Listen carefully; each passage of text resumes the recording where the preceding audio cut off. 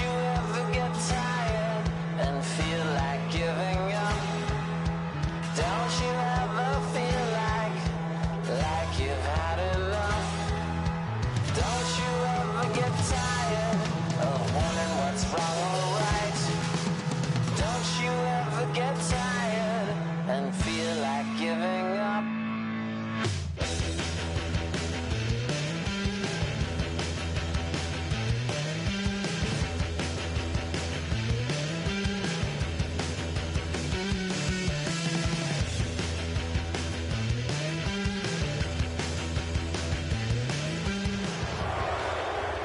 Gentlemen, this week's not over yet, so don't get comfortable. We've had a good week so far, so let's make sure we finish the same way. Consistency is the key to winning in this league, so keep up the good work. Good. Blue 80.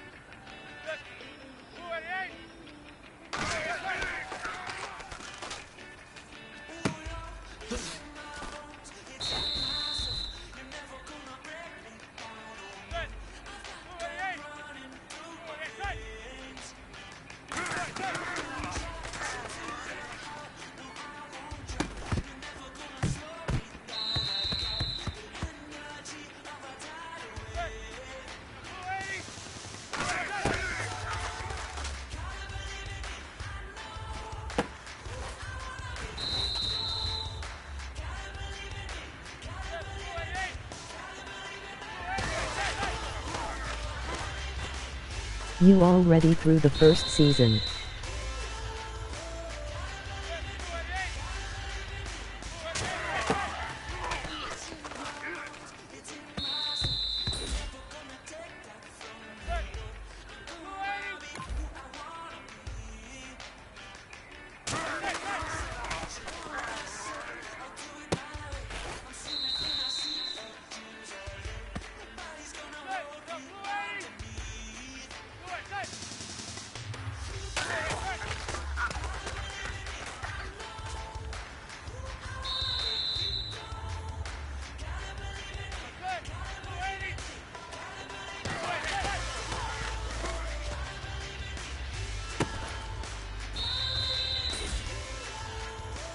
Hey, you know what, guys? That was pretty dang good. And you know what gets me really excited? You haven't even reached the top of your potential yet. Not even close. Each and every one of you should take that as a challenge and see if you can find that next level.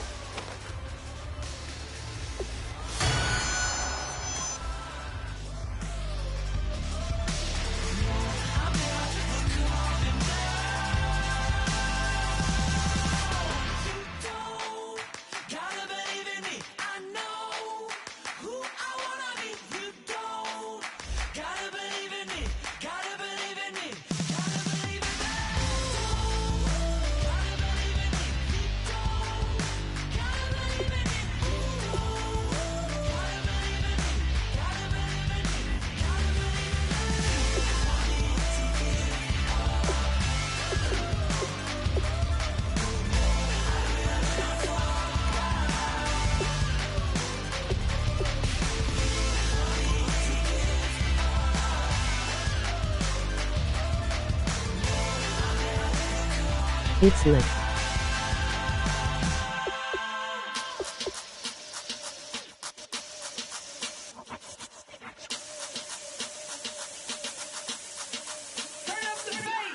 Babe, show me what you like.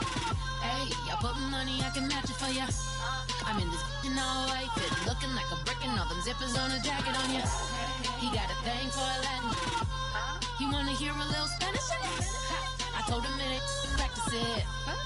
He not a better defensive player than my linebacker though, lol. I'm the opposite, cause I'm the main event in boxing, and it has the time been ticking. I've been out here playing my position, I'm about to get it. Now ain't no one about to block the hit, cause someday, someone come along, someone to tell me I'm someone, doing alright, doing alright. Somewhere, somebody got someone that's somebody that one day will be the love of my life, but not tonight though.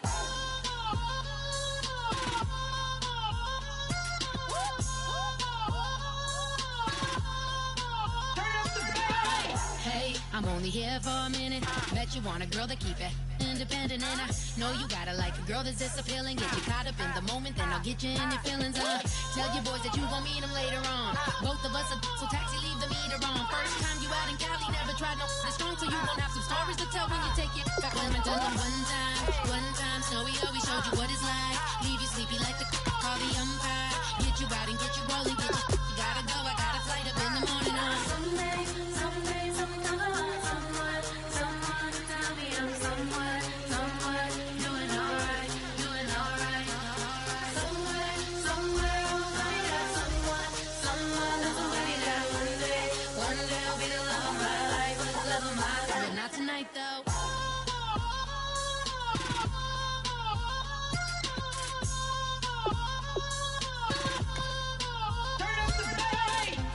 He tryna catch me in my feelings, but he don't know that I'm the though.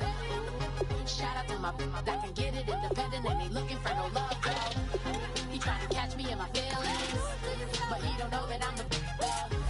He tryna stunt and give me drinks. I got the bottle in the section and I promise to pay.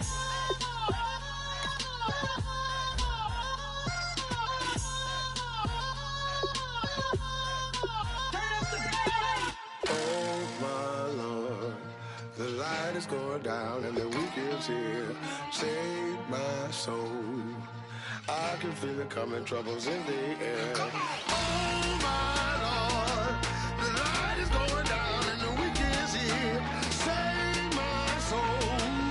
Who's all with me now? Who's all with me now?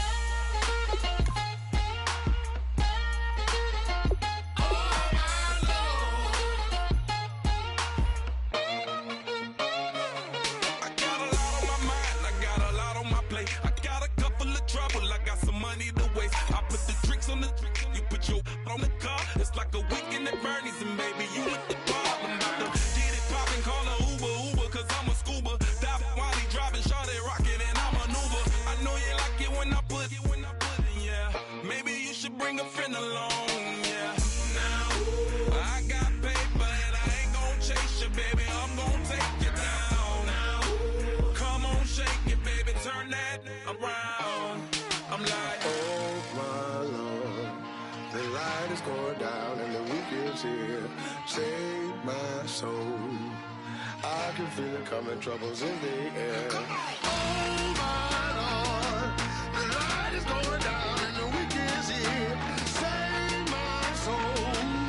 Who's all with me now? Who's all with me now? Hello, everyone. I'm Larry Ridley, and this is the...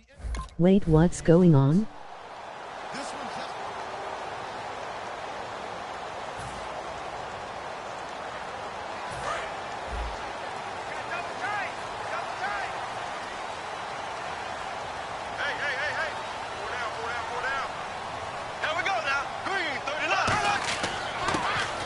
Carry now for Adrian Peterson. They give him 14 yards that time and a flash set of downs. The defense came out with a look that they had prepped for all week to attack. They took advantage, got the first down. And the key words in there, prepped for all week. They really studied them understood their tendencies, knew what they like to do, and prepared their game plan accordingly. And boy, the payoff was good. It's a 7-yard carry to set them up with a 2nd and 3.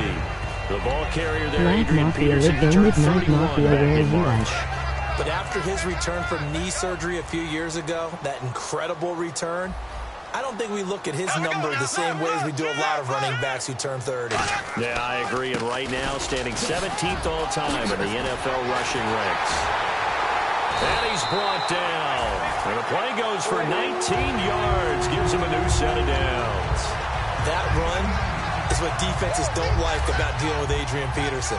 His ability to drop his shoulder and run through contact. And he's amazing at keeping those strong legs going, isn't he?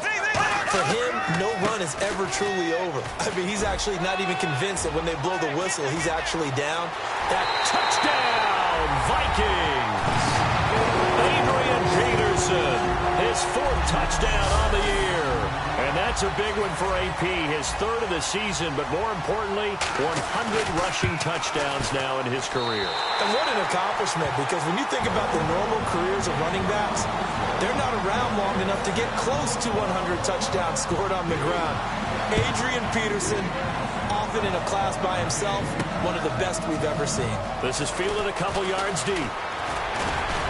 And the decision to bring it out, a good one, as he's up a yard or two shy of the 30.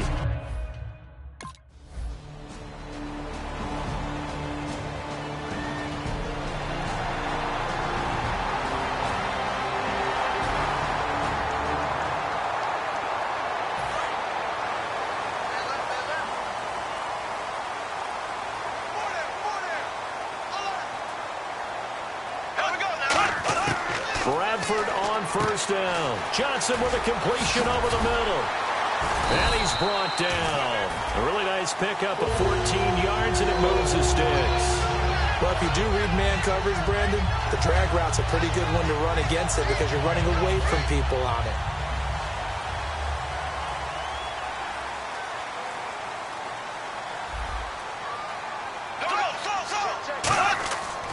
First down, here's a run with Peterson.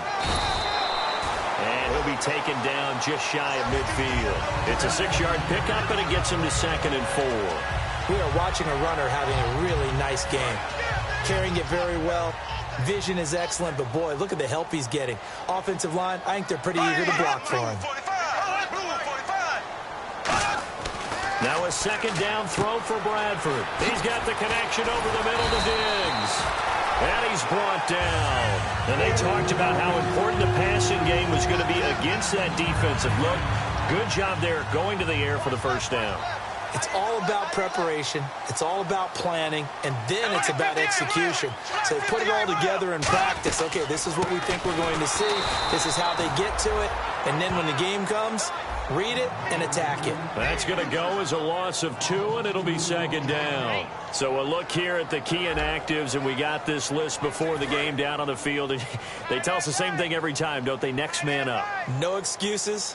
Be ready to play. That's the mantra of every organization. The key is having guys on the roster who are capable of filling in and playing at a high level.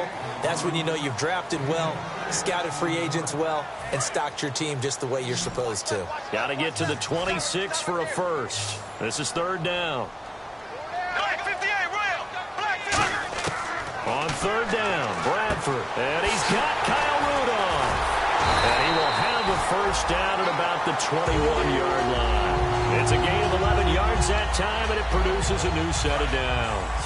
And the offense lining up 1st and 10.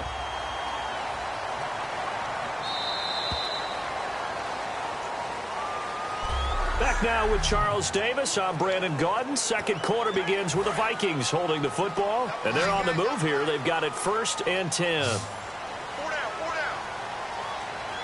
Peterson alone in the backfield. And they'll give it to him here. And he's going to fight his way forward here for a modest gain. It's a 6-yard gain on the ground, and that'll make it 2nd and 4. This drive is turning into an extended one, and the guy carrying the ball, he's becoming more like a body blows guy. Every carry is putting some damage on the defense. So after a while, I'm not too sure how many guys are going to want to run up and tackle him. Over the middle here to Rudolph. A 5-yard gain, and now they're set up 1st and goal. completion was given up, but that's why you play zone defense, so that you can have people around the ball when it's caught, and you don't give up much run after the catch. And here we go on 1st and goal. They'll run with Peterson.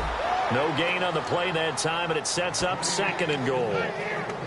And as we've seen throughout this season, it's no picnic trying to score touchdowns against this unit. They're ranked #1 against the run. But it's also difficult because it's not easy to throw the ball against them either. And they still need 10 yards here to find pay dirt. It's 2nd and goal from the 10. It'll be a gain of 5, and it's going to set up a 3rd and goal.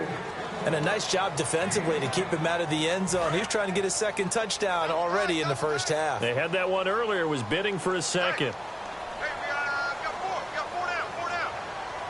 An extra defensive back on the field here for 3rd and goal. And he will score. Touchdown, Vikings. Michael Pruitt, his first touchdown on the year. And the Vikings are going to add on to their lead. So on 3rd and medium, they dial up the pass, and it works to hit the end zone. And it's really not a surprise to me. That's a throwing down in the NFL because of how tough it is to run the football. But what offenses like to do is still show run formations to make them respect it and throw out of those. In this case, they took a nice shot at the end zone and made it pay off.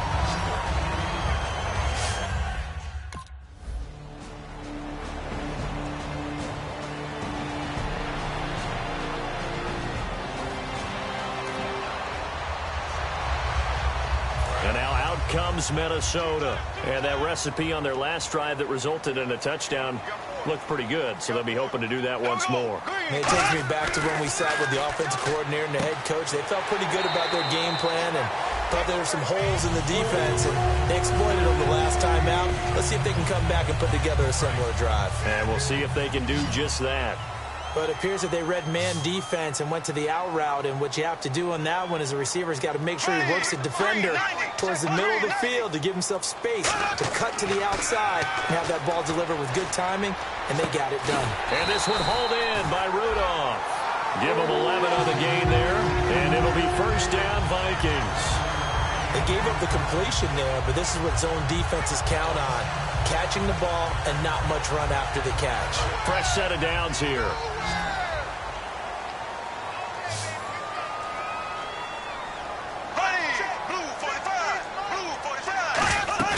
They go play action here on 1st down. Penalty marker is down here. Completing it to the right side, Johnson.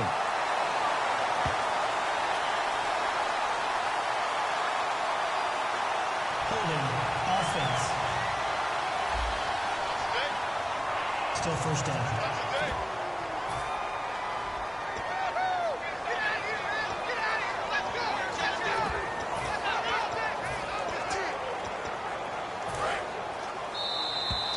Remain here in the first half.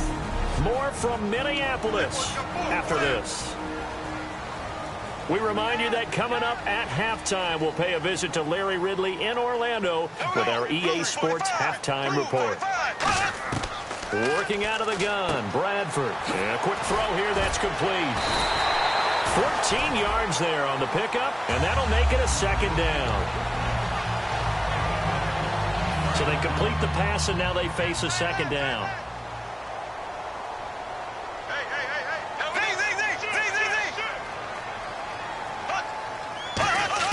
To the air again with Bradford. Throwing for his running back, and he's got him complete. 23 yards on the play. Good route, good pickup for 1st down yardage, and that is a tough one to cover, the angle route, because a running back getting out of the backfield, if you're trying to cover that, especially if you're in the linebacker spot and you're seeing this play develop, he heads out towards the flat first, and that often gets you to overcommit running in that direction. Then he cuts back up inside you into the middle of the field. That's what we just saw there for a nice pickup. That one goes for 16 yards and sets him up 1st and goal. One of the feature points of the end route is being able to make a nice throw to the middle part of the field. And for a quarterback, that's one of the better throws and better looks that he'll get. But he has to be careful not to wait too long and let his receiver wander into some tough territory. If he's late with the ball, he can get his receiver hit and hit hard. Out of the backfield, Adrian Peterson was the intended target. And that'll make it 2nd and goal. I hope I don't sound too rah-rah on that one, but that's the exact right throw. Either your receiver gets it or no one gets it. Give him a lot of credit for being really precise with it. Got rid of it. No one got it. To throw is Bradford. This will be caught at about the 6. And he'll get into the end zone. Touchdown, Minnesota. Laquan Treadwell, his 3rd touchdown now on the year. And the Vikings find a way to stretch their lead. And it is now 21-0.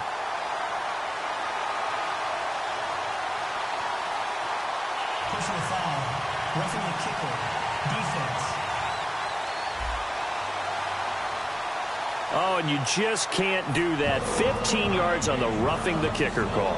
Absolutely inexcusable. The kicker's in a defenseless position, and he just gets taken out. And they will not get a chance to return this one as it's through the end zone.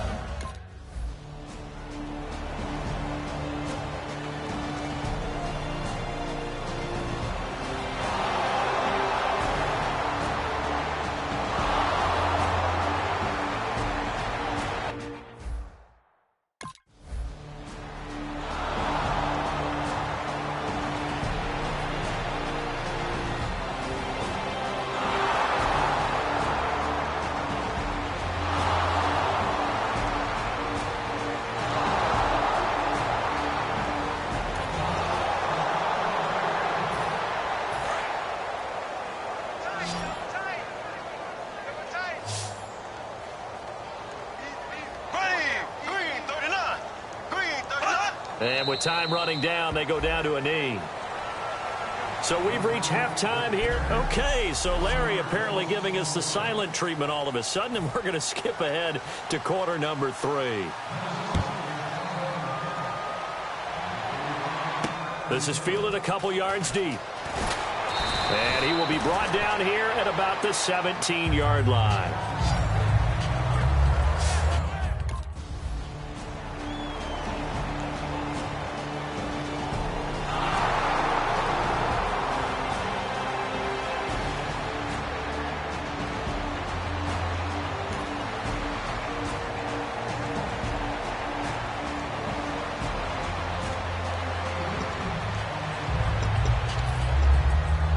Take a glance at the offense as they work their way back out for their first possession of the second half. They have the lead here. Well, we talk a lot about pregame speeches. What are halftime speeches like? For the most part, not nearly as emotional. They're a lot more clinical. Every now and then, they'll get after you if they think they need to light a fire. But in this case, let's go into the virtual locker room, because here's what I think happened. They got in there and they said, listen, let's take control right away. Defense, we got the lead. Defense, don't give up any points. Turn the ball back over to the offense and let them go down and score and give us more of a cushion in the game. Check so far. Defense shut them down. Let's see what the offense gets done.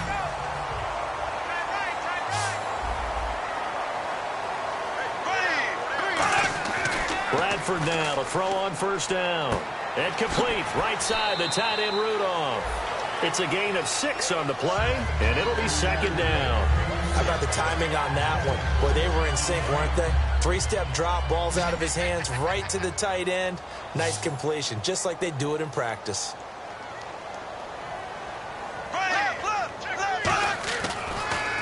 On second down, Peterson. And an alley to run. Cuts it out to the sideline. And all the way down to the 7-yard line. It's a big run for AP. 46 yards on the ground. And a new set of downs here after picking up the first on the ground. From the shotgun, it's Bradford. And he will score. Touchdown, Vikings. Their dangerous wide receiver. His first touchdown on the year. And the Vikings are going to add on to their lead. And that score gives them a little more separation and a bigger lead. A little more of a comfort zone now. They can do more things defensively, maybe take a few more gambles as they try to continue to extend their lead. Fielded about a yard deep. And not a bad return here. He gets it out to the 25-yard line. And the Vikings deep.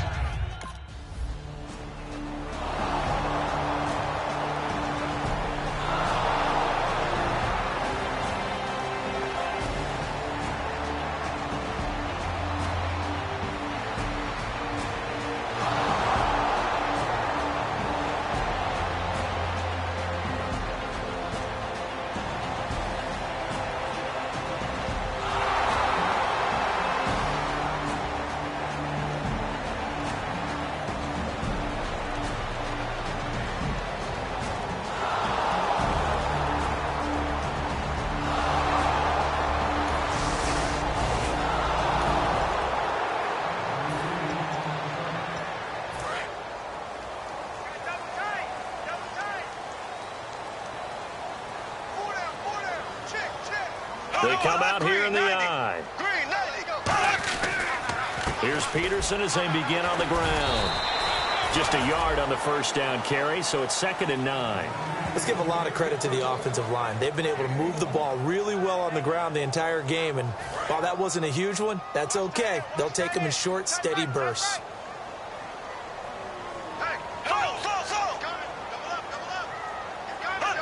Possible run anticipation. Here's the D-line sandwiches together. He's going to loft one. Deep lefts. He's got a man. Complete. And he is down deep into Giant territory. A big play there for Minnesota. And even 70 yards. So they're operating in the red zone.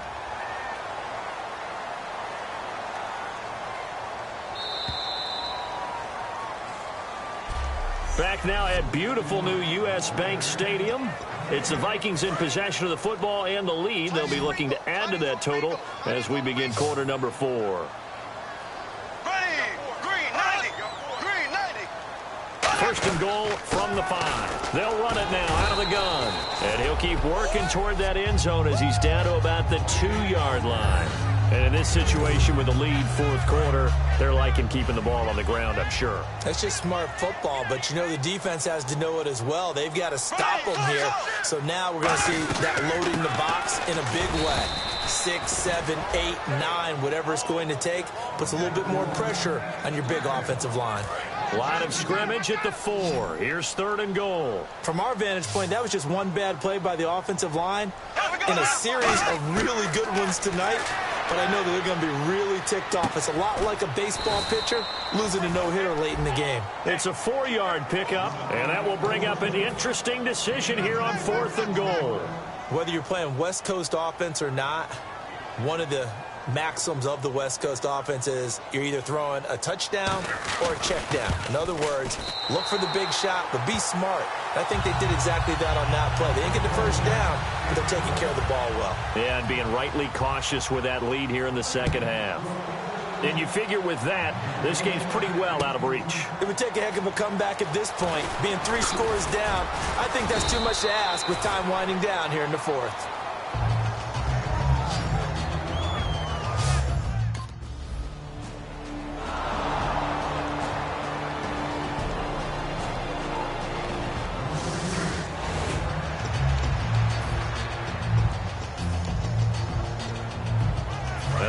Comes Minnesota. And they had 3 points last time, but they didn't want 3 points because they were well within range of scoring a touchdown. We'll see if they can do better now. I'm with you on that one. Let's just go ahead and be frank about the whole thing. The only one happy about the 3-point? The kicker. Exactly. He put it through the post. That's going to help him in contract time. But that offense, you're thinking, let's get in the end zone this time. I don't know if that helped him in contract time. You could have kicked that one through. I don't know about that. Toe bash. I don't know about that. Toe bashed it. Super toe. Peterson alone in the backfield. And he'll get it up the middle. And for one of the first times tonight, he's going to be held up at the line of scrimmage. Damon Harrison, the one on the stop. The first down line at the 34 here on 3rd down. Here we go now. Blue 45. On 3rd down, Bradford. He's going to flip one out here to his running back. And he gets this one all the way down inside the 15. A big play there on the catch and run. And it's going to yield a new set of downs. There are a lot of tough routes to try and cover. When you see a runner come out of the backfield and run this angle route, looks like they're going to the flat, and then they put their foot in the ground and cut back sharply inside. Not easily covered, and then when they catch it, good momentum built up by them as well. And able to pick up the first. They run with Peterson. He's been busy tonight. And he'll get into the end zone. Touchdown, Minnesota. Adrian Peterson with his 2nd touchdown of the game and 5th on the year. And the Vikings find a way to stretch their lead. Now, he's been a busy man, 5 for 5 now as he knocks another one through to extend the lead.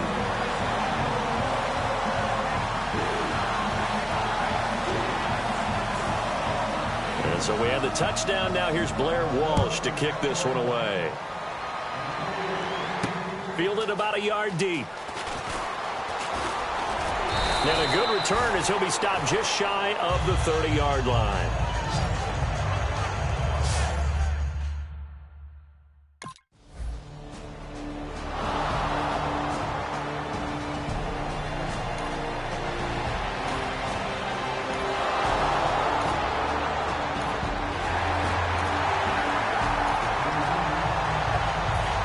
Now the Minnesota offense set to take over again. They have the big lead here late. They protected their home turf well, didn't they? They certainly did, partner. And just think about how good that feels, because every team has a goal when they start the year to win at home. All right, and sometimes you don't win all of them, but they managed to get that done today. Just think about your routine stays the same.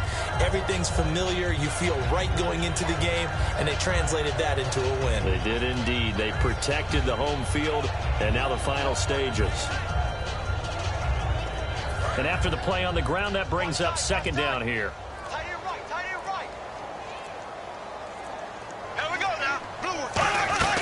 Blue. Again, Peterson evades the tackler, and now some space. Legs still churning. Like a giant pinball. And there's a flag on the play. And he's brought down after a good gain.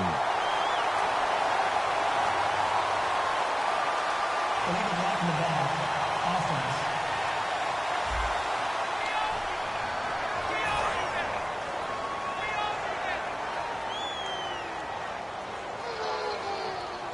Here we go. Green, 39. They'll run the option left. Now a hit, and the ball comes out. Bradford has lost it. And a little bit of good fortune there. He wasn't able to get it back, but he did have a teammate on the spot able to retain possession for them. Here we go.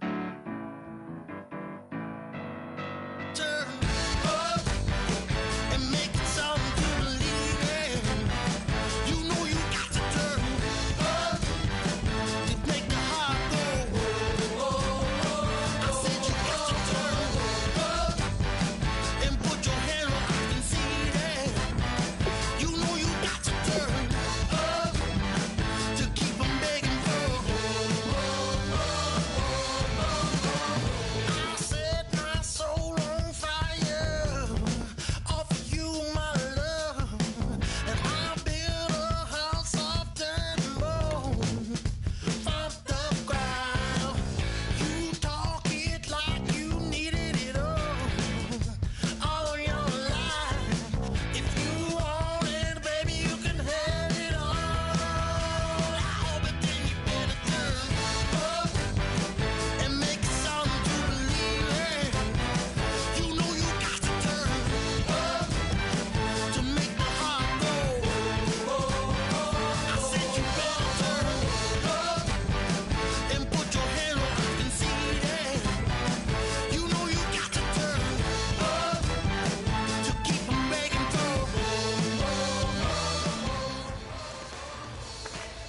All right, fellas, listen up. Last practice of the week. We've had a good week so far. Let's make sure we finish the same way. We got a game on Sunday. This is a must-win for us.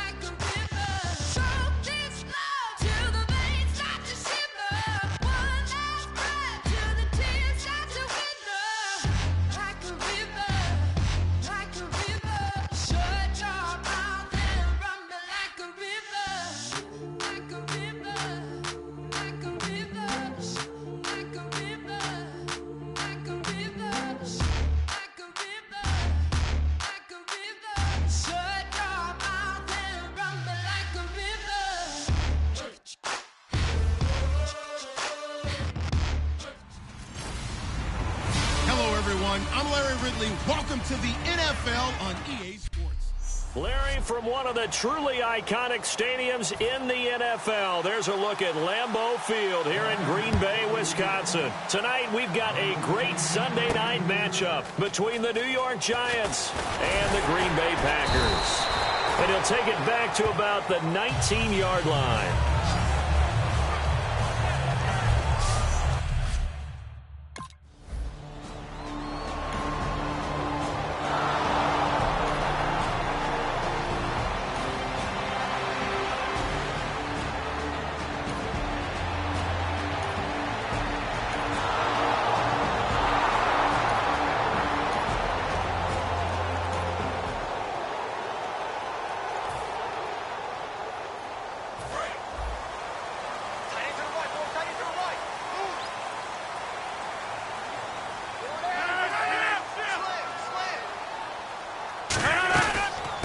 They'll run for the first time with Lacey. And he takes this one down all the way near the 30. It's a gain of 24 that time. And the Packers are going to have a first down. What often gets lost with Eddie Lacy when he's playing at his ideal weight is his agility and his quickness. But in this case, he's putting that together with his power. And with these early runs, if you're on the defense side of the ball, you've got to stop that now or you're in for a long, long game. So a look here at the key inactives, and we got this list before the game down on the field. And they tell us the same thing every time, don't they? Next man up. No excuses. Be ready to play. That's the mantra of every organization. The key is having guys on the roster who are capable of filling in and playing at a high level. That's when you know you've drafted well, scouted free agents well, and stocked your team just the way you're supposed to. Think back at Alabama. He was there. Ingram was there. Richardson all at the same time. Boy, they produced some backs, haven't they? They do. They are run-heavy, and backs are attracted to that. They know they're going to carry the football often, and they'll get plenty of help from those big people up front. Over the middle, that's caught by Adams. It's a nice pickup of 12 yards, and it gives him a first and goal. An ex-teammate used to tell me all the time, I hate experienced quarterbacks because no matter what, you really can't hide what you're doing. And I think that right there, he knew right away where the blitz was coming from, where his primary. Hammering for the goal line. He loses the football. And a big turnover there as his guys will get the football back. Partner, you know how often we hear about the red.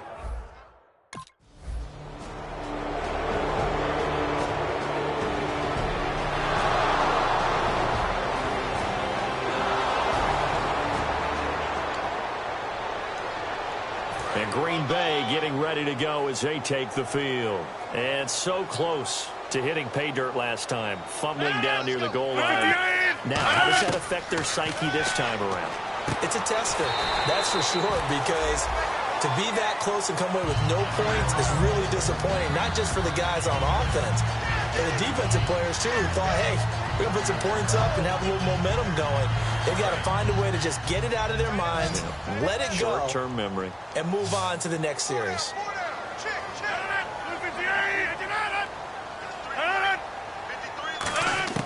Now Rodgers throwing on second down. Now look out, Rodgers lost the football. And fortunately, he's able to reel it back in, but it's going to go down as a big loss here on the play. Well, that was a big oops right there. But how about his ability to correct it? Loses the football, able to get it back himself. Yeah, pounced right back on it, keeps possession.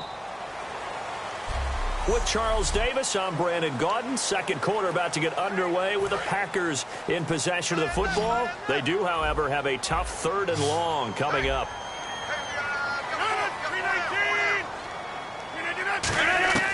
On third and long, it's Rodgers. And he couldn't hang on to it through the contact. Incomplete. Normally, he's pretty reliable. Usually catches what's thrown to him. On that play, he simply dropped it.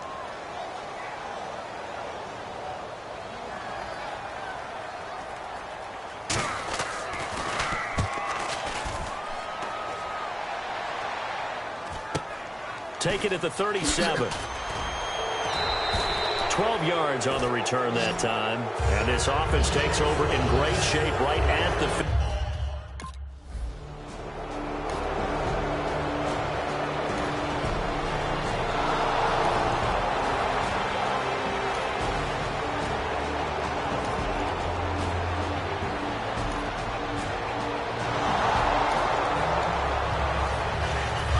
Bay getting ready to go as they take the field. And last drive, 3 and out. Still a goose egg on the scoreboard. How do they break that goose egg?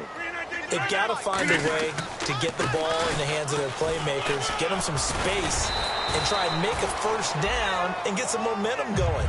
It's been a struggle for them throughout the game, and that 3 and out on the last possession, that told you just how stalled they are on offense. So who will step up here? We'll see. 7 yards to go on second down. 3 receivers to the left, 1 to the right. On second down, here's Rodgers. He's got time. And this is caught on the sideline. But no, they'll say out of bounds. He caught it but was not in bounds. Incomplete. That was a nice catch, but unable to stay in bounds. And remember, it wasn't a wide receiver who works on that all the time. I was going to say, he likes to get the ball handed to him. Now, don't get me wrong, he's part of the passing game as well, but maybe a little out of his comfort zone there. Yeah, he might want to have a few words to say to us about that later, but I am still going with you on that one. Wide receivers work on a little bit more. 15 yards through the air and a first down. They were full scale, loose, flexible, finding a way to catch the ball in some traffic for a key first down. Yeah, really a nice job of adjusting to the ball in the air. Not the most accurate of throws, but able to adjust and make the grab. Now a first down carry. It's Lacey. He'll get a nice chunk there on the first down run, and it's 2nd and 4. Partner, the one concern I had about Eddie Lacy coming out of Alabama was weight. And it became a concern for Green Bay in 2015. Yeah, he was up over 260 pounds. Disappointing 2015. Looks a lot better, doesn't it? A lot better, and when he's lean, oh boy, is he a heck of a runner. Eddie Lacy, see you later. And he does take it in for the touchdown, but a flag on the field, and I don't think this is going to stand. Yeah, don't put the points on the board just yet. Offense. Still 2nd down. A little bit of ground to make up for the offense as they face a 2nd and 11. Again, we'll see the pistol here. Rodgers to throw on 2nd down. Dropping it off for Starks. Oh, he trucked him. Shedding the tackler, and it gives him some room. And give him a gain of 37. As we continue to advance in the NFL, as people continue to scout players, they really don't care as much about body types as they care about those guys who can make people miss, run through tackles, and gain all that additional run after catch. Anybody who has that ability, they want them on their team.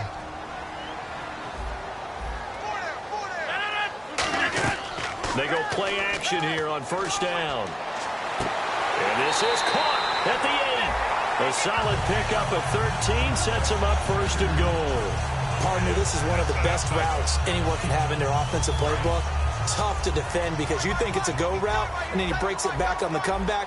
There's one other thing you need as well. A well-thrown ball? Exactly right. To have a guy who has some precision in throwing the football because of the timing of the route. From the gun, it's Rodgers. Toward the right sideline, but it's incomplete. Randall Cobb, the intended receiver, and it'll be 2nd and goal. Offense walks to the line for play number 7 of the drive.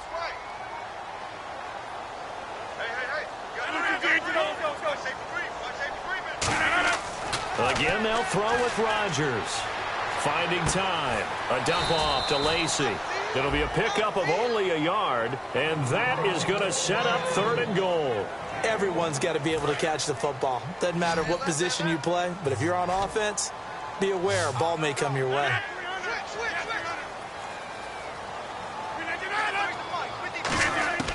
Rodgers now on 3rd and goal. That is caught by Cobb, and it's a Packer touchdown.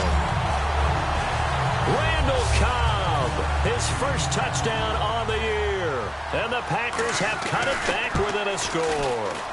Well, that's about as quick of a passing touchdown as you'll ever see right there. Everyone has a section in their playbook called the quick game. That was a super quick game. Out of the hands of the thrower, bam, right to the receiver, successfully for a touchdown. How in-depth is that quick game part of the playbook? It's pretty in-depth because people want the ball in the hands of the quarterback into the playmaker's hands downfield as fast as possible. There are a lot of plays.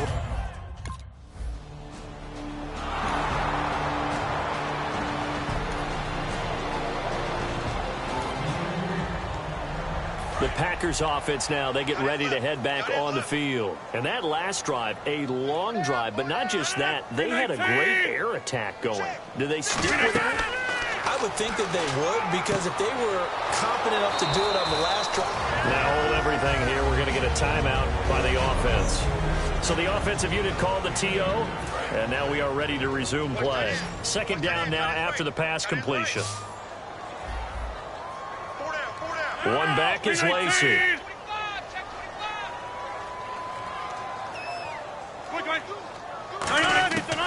Shotgun now for Rodgers. Surveying the field. Nowhere to turn here, and he's going to go down. Back at about the 37-yard line.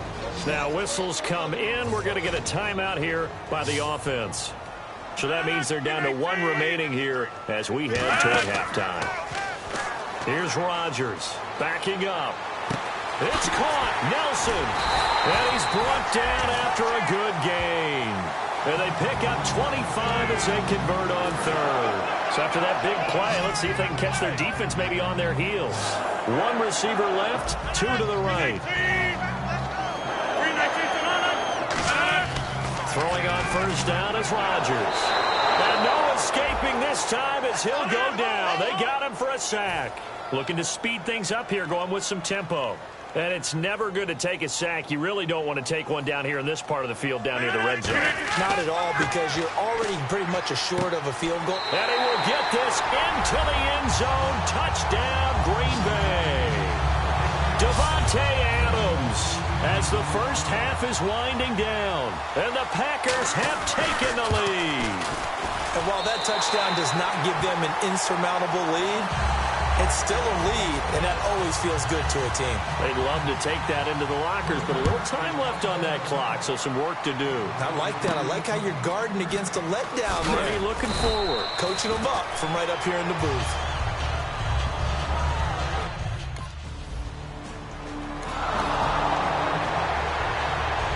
And Green Bay getting ready to go as they take the field. They have the lead. Now they'll be looking for some separation here as we begin the third quarter. I like the way you term that, because now I think they go a little bit deeper into their playbook. They like what they did in the first half. That worked okay. But in order to get the separation that you just talked about, change things up a little bit. Change your tendencies. Try and hit them a little bit more with some things they didn't see in the first half. Let's see if they do just that.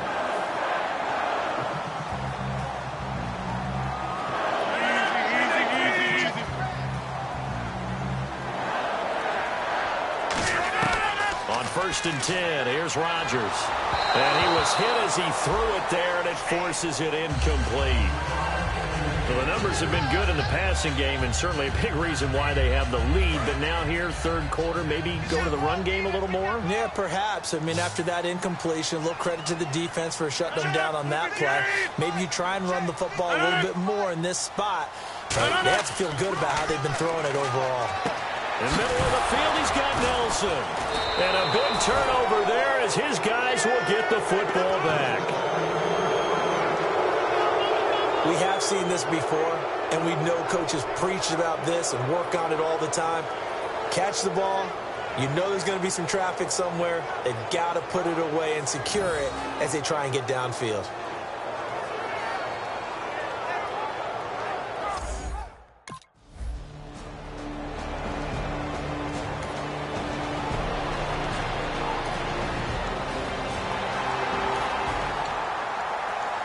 Now trotting out there, the Packers getting ready to go. Now, last drive, obviously not what you're looking for. You've got the lead. You got to protect the football.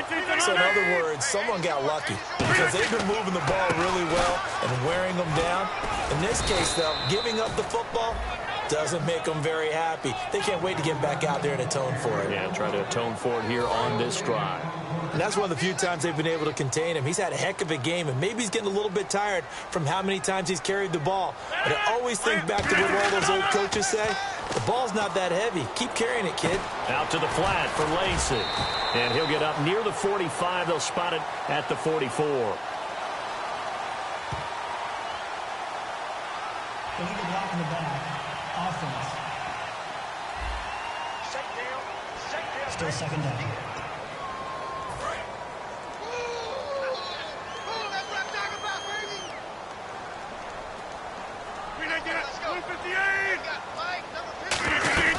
They'll run it now out of the gun.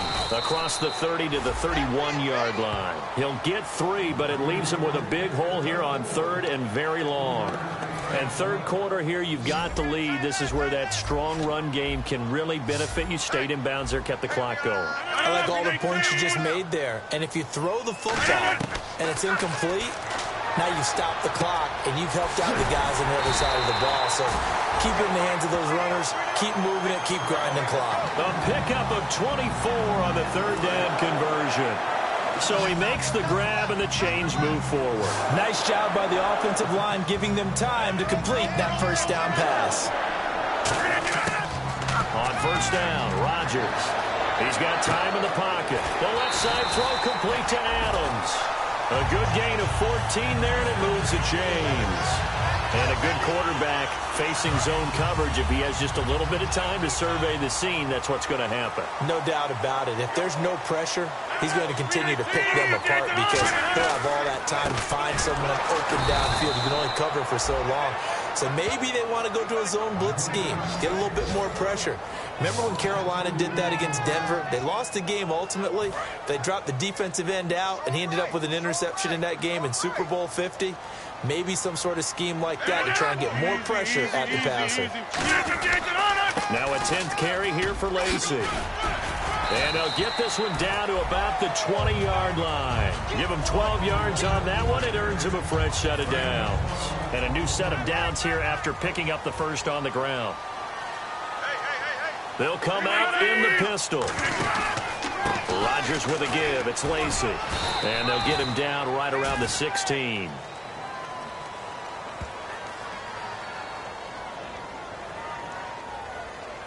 Holding offense. Still first down.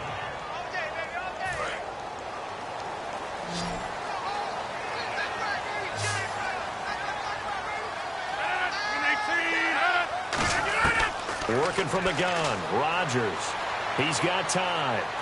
Complete left side, the tight end Rodgers. That one good for 12 yards. And it'll be a second down. That coach is always harp on the quarterback reading the defense and getting it to the open man. That's good recognition there. And how about what he did after the catch? Yeah, hit your tight end, let him get some rack. Yeah, when he gets moving, not many guys want to come over and put a hit on him, do they? And Rodgers has it over on the right side. And brought down, but not before they get it inside the 10 to the 7. And when you're playing a quarterback. Back now at Lambeau. It's Packer football here as they've got the lead as well to begin the fourth quarter. They come out here in the I. First down and goal to go from the 7. Now Lacey. And for one of the first times tonight, he's going to be held up at the line of scrimmage. It's a loss of a yard there, and now second down. But that certainly felt like an example of a defense just saying, okay, we've had enough. We've gotten mashed all night long. About time we got a good play in. But flip it over to the offensive side. They've got to be really upset that they allowed a play like that to happen. They were pitching such a great game. And he's going to take it in. Touchdown, Packers. Eddie Lacey, his 6th touchdown of the season. And the Packers add 6 to their lead. Getting your back involved, what's the importance there in the passing game? Well, oftentimes you can create mismatches because who's going to cover him? And you get him into space, which is where he likes to operate with the ball in his hands. Oftentimes makes people miss, gets that run after the catch, and off he goes. And into the end zone.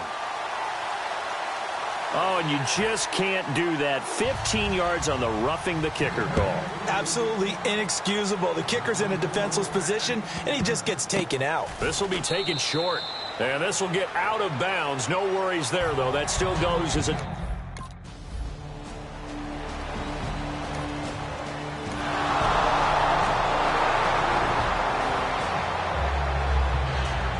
The Packers offense now, they get ready to head back onto the field. And that last drive, so effective in the passing game, resulting in the touchdown. Maybe not many people were focused on the trenches. There was good protection there. Excellent protection. So now defensively, you've almost got to get down into those starters blocks like you're a sprinter. Get lower than those guys on offense and find a way to roar through them or around around them to get into the face of the passer. Easier said than done, though. Way easier said than done. But they've got to try something because right now they're just cutting them to shreds.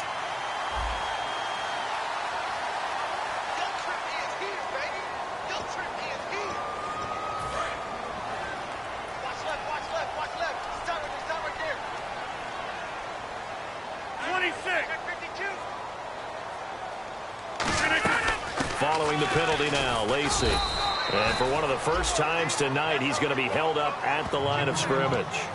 O'Brien Schofield in to make the stop. Not a big run on the first play of the drive, but that doesn't necessarily mean it was a bad play. Sometimes you're just trying to settle in, get your guys a little bit of contact, and get things moving. Now Rodgers dropping it off for starts. And he'll get it up near the 35, right at the 34 here. I know most of the time when the ball's in the air, you're thinking wide receiver, tight end, but running backs, they can be a big part of any passing offense nowadays. It's a 5-receiver set, 3 to the left, 2 to the right. Throwing on first down is Rodgers. He gets it over the middle to Cobb. They'll get 16 yards there, and it'll be a Green Bay first down. Offense comes to the line now, 1st and 10.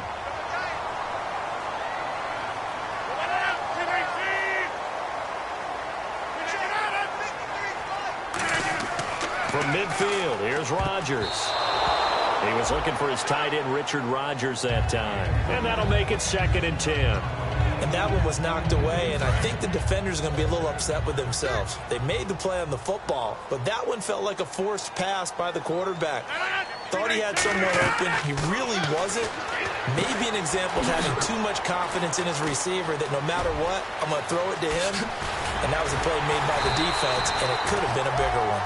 And he gets this one all the way down inside the 15. A well-executed screen pass means the offensive line has bluffed the defenders. They make them think that they can just get through and get to the quarterback. Instead, they're setting them up. Little screen pass, locked it over them, and now they're in front. And no escaping this time as he'll go down. They got him for a sack. It'll be a loss of 10. And it'll bring up 2nd. Time for a break. We're back to see what happens after this. So it's Packer football here as we welcome you back. They've got a 2nd down now as they search for a way to get this one to the finish line. On 2nd down, Lacey. And he is going to lose you. And now the Giants will stop play as they take a timeout defensively. It's just their first. They've got 2 more to use here in the final stages. 7th play of this drive coming up, but a long way to go on 3rd down. And they're going to go soft on the corners. On 3rd down, here's Lacey. And he'll take this down. And now the Giants will stop play as they take a timeout defensively. That'll be their 2nd, so 1 more chance to stop the clock here. And we'll be back.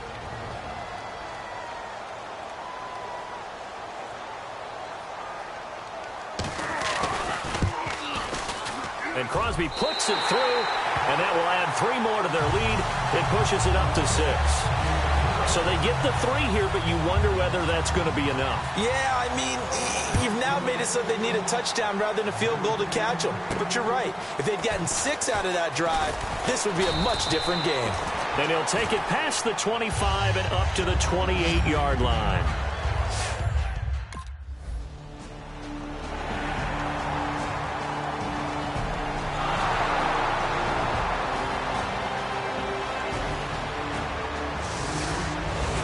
Green Bay getting ready to go as they take the field. They have the lead, still a 1-possession game, but the defense got the stop. They've got the football now, just salt it away, right? Exactly. That's all the defense is counting on from their offense. They did their job in a big way. You know they're over on the sidelines now starting to take their tape off, and, hey, we've done this thing. The offense has to put it away, and that means ball security. Absolutely. Stranger things have happened. 26. And they will take a knee here. They'll lose a yard, and it brings up 3rd. Double tight, guys, double tight. Got 3, 3 down. Rodgers will take a knee here, and that should be all she wrote. A loss of a yard, and it brings up 4th. So on 4th down, out trots the kicker in a big spot here. This to make it a two-score game.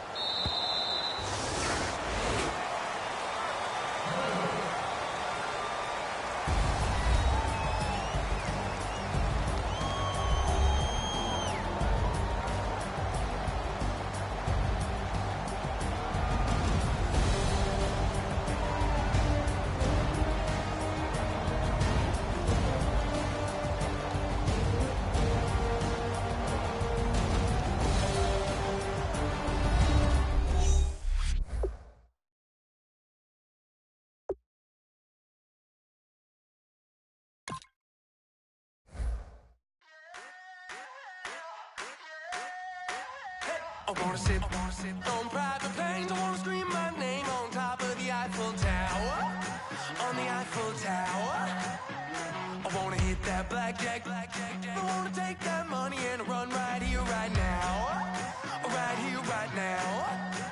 But I won't take that train. I won't catch that flight. If you're not on that plane, we ain't taking off tonight.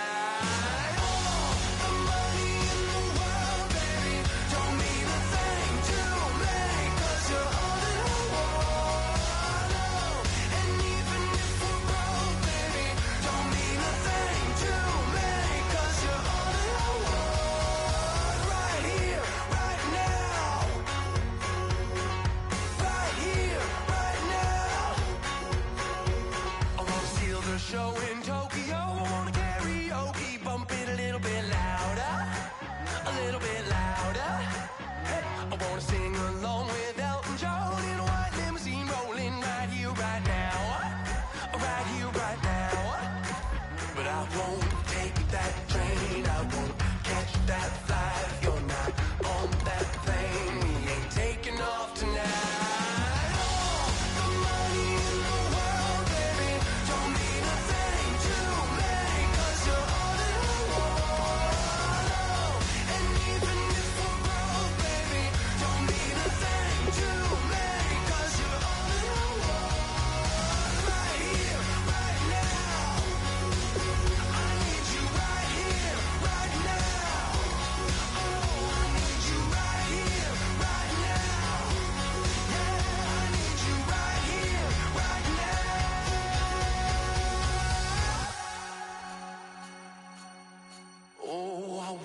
Scream your name, wanna make you smile. Let's be runaways, leave it all behind. Will you take that train? Will you catch that flight? If you're on that plane, we'll be taking off tonight. The money in the world, baby, don't mean a thing to me, 'cause you're all in the world. And even if we're broke, baby, don't mean a thing to me, 'cause you're all in the world. Right here, right now. I need you right here.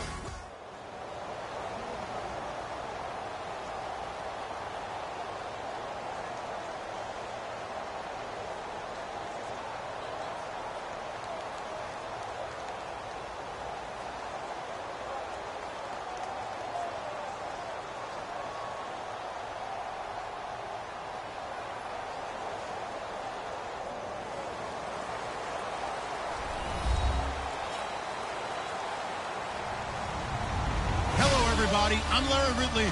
You're tuned in to the NFL on EA Sports. Anticipation is mounting for today's game, and we've got two quarterbacks looking to make an impact. It's Cutler's Bears going up against Ryan's Falcons. With that, let's send you to Atlanta now, where Brandon Gaudin and Charles Davis are on the call. Larry, in what is scheduled to be its final season as an NFL stadium, there's a look at the Georgia Dome here in Atlanta. Today, we've got a good NFC matchup on tap between the Chicago Bears and the Atlanta Falcons.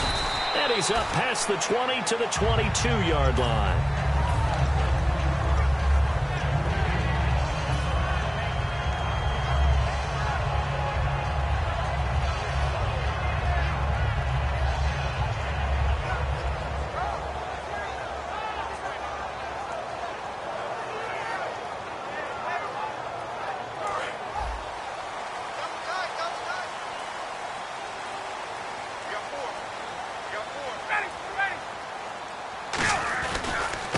first carry for the tailback, Devontae Freeman. And he is going to lose yardage here. A loss of a full 3 yards, and now it's second down. Partner, that defensive win reminds me of something a coach of mine used to say all the time. If you really want it, you'll find a way to go get it. And the defense did exactly that. Second down, offense behind the sticks here. 2nd and 13. And some changes here as the D-line separates some. A fake to Freeman. Now it's Ryan. He's going to launch this thing way downfield. And both guys were there, but it falls incomplete. And a man, as we look at the starters now, a man who really has earned us talking about him in the booth, Julio Jones. He's a 1,000-yard receiver each and every year. So sleek, so wonderful. I call him Secretariat. And this opening drive not going to plan. This is now 3rd and 13. 3rd and long. It's Ryan. It's caught. Jones. And he will have a first down as they get him to the ground at the 37. I know that's their first connection in this game, but you and I both know that Julio Jones is without a doubt his quarterback's favorite target. Oh, yeah, Matt Ryan loves this guy. Who wouldn't? Yeah, and the reason that he's that is because of his dependability. And quarterbacks have to have that from their receivers, meaning they know where they're going to be when they're running certain routes. They don't break them on them. They don't change them up and do their own freelance stuff and put their quarterbacks in bad situations. Matt Ryan has ultimate trust in Julio Jones. See if they stay on the ground for 2nd down. Again, they'll run with Freeman. And he is going to lose yardage here. It's a loss of 2, now 3rd down. Well, in that play, the expression, don't blink, you might miss something, certainly applied. That was fast. Defense diagnosed the play, and it was over in a heartbeat. And this is going to be caught. He won the fight for the football. So the offense has it 1st and 10. I don't care how many times we see it. I still get a kick out of watching quarterbacks and receivers do the pass tree in pregame warm-up. But I always remember that when we go to practices, we see that after practices as well. They really tune it up, don't they? They tune it up. They know why they do it for these situations. 1st down. And they build that trust, and that's why they're able to find him in this type of a situation.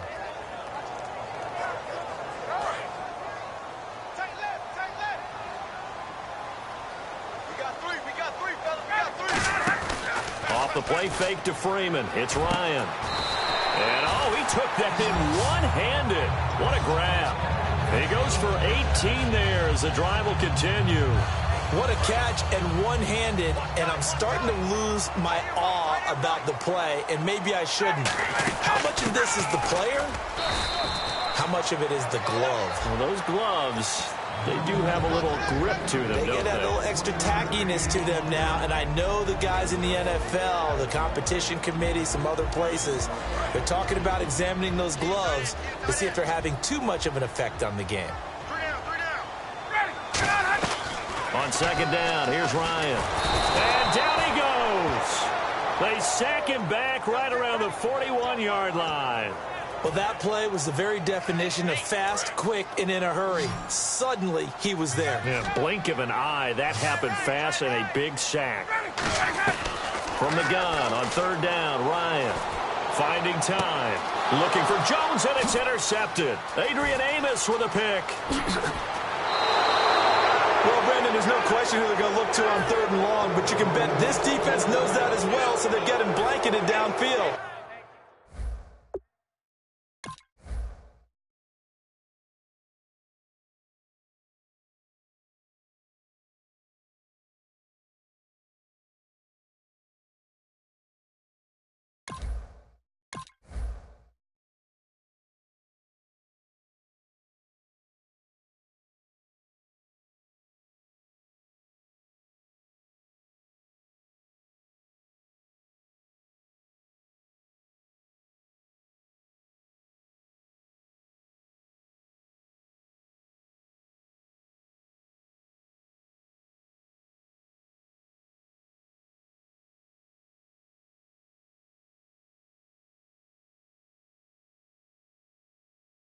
And this ball winds up being intercepted.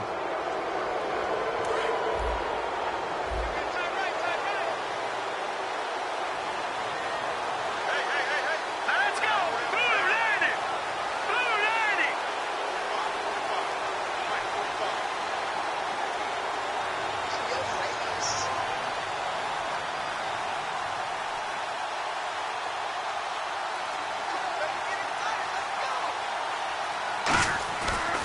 The first carry for the tailback, Jeremy Langford. No gain on the play there, second down. We see this offense, and we see Jeremy Langford, certainly a guy to watch in this game. He plays a game with great determination, Brandon. In college, he played multiple positions before settling in at running back. He made the right choice.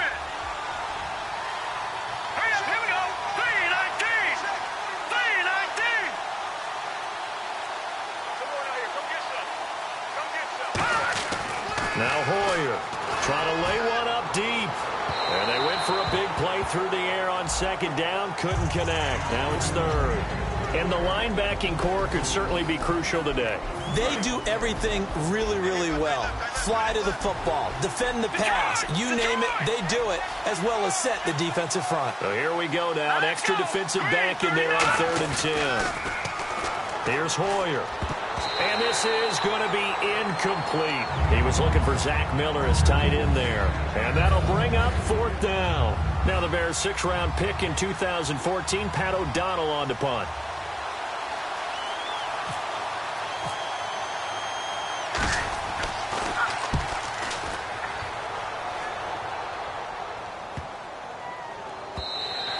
And he didn't quite have the backspin on that one. It hits at the 4 and continues into the end zone. It's a touchback. Atlanta now coming out on the field. And in enemy territory last time through the interception. We'll see what they do on this drive. Can't wait to see how it alters what they decide to do in play calling. Do they continue to throw the ball? Do they want to lean more on the running game? It'll be an interesting sequence of plays that they've got coming up. Does it often affect the play calling with the interception? How much does that change what you do? I think it does depending on why the interception was thrown. Sometimes it's just a matter of the defense made a great play, so you continue to come back. But if it's on you, if the offense just doesn't have the confidence, if they're a little bit shaky, maybe try and take the pressure off and run the ball a little bit.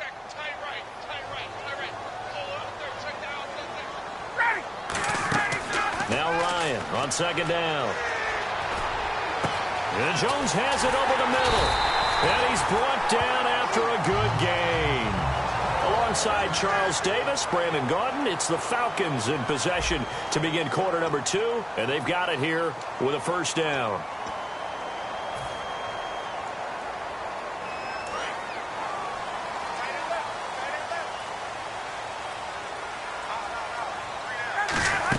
They'll run it now out of the gun. And he'll get this up past the 45 to the 47. It's a 6-yard pickup, and it gets him to 2nd and 4. 2nd down and 4. So much of the game today, we're looking for hybrid players, guys who can do a combination of jobs. And anyone who plays a strong safety position, now more than ever, is a hybrid-type player. Half defensive back that covers pass. And time finally runs out. He can't get rid of the football, and he's taken down. Well, they go play fake. The problem is nobody was faked out. And when no one's faked out, what's the end result? Quarterback gets hit. So the offense dealing with a 3rd and 6.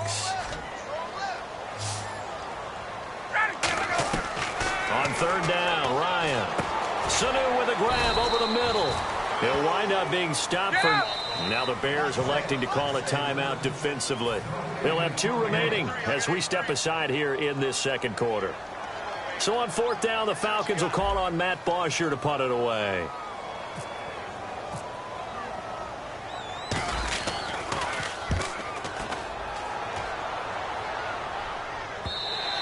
And this will hit just beyond the goal line as it's into the end zone for a touchback. And now Chicago getting ready to go as they take the field.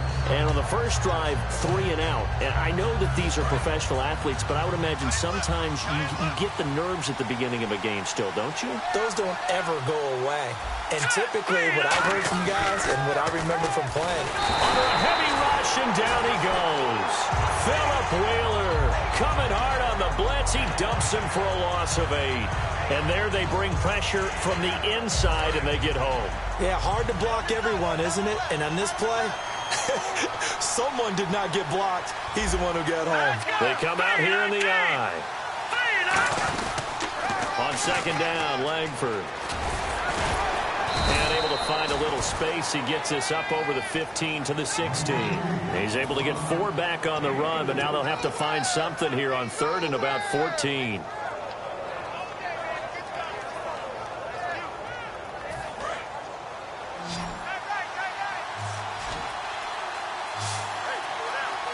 And they'll add a DB in the secondary here on 3rd and 14.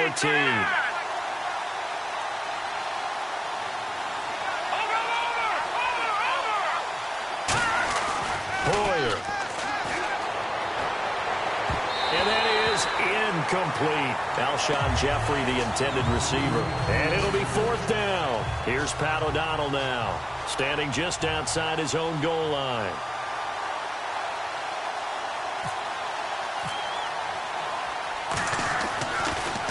He gets this one away, and boy, it's another boomer.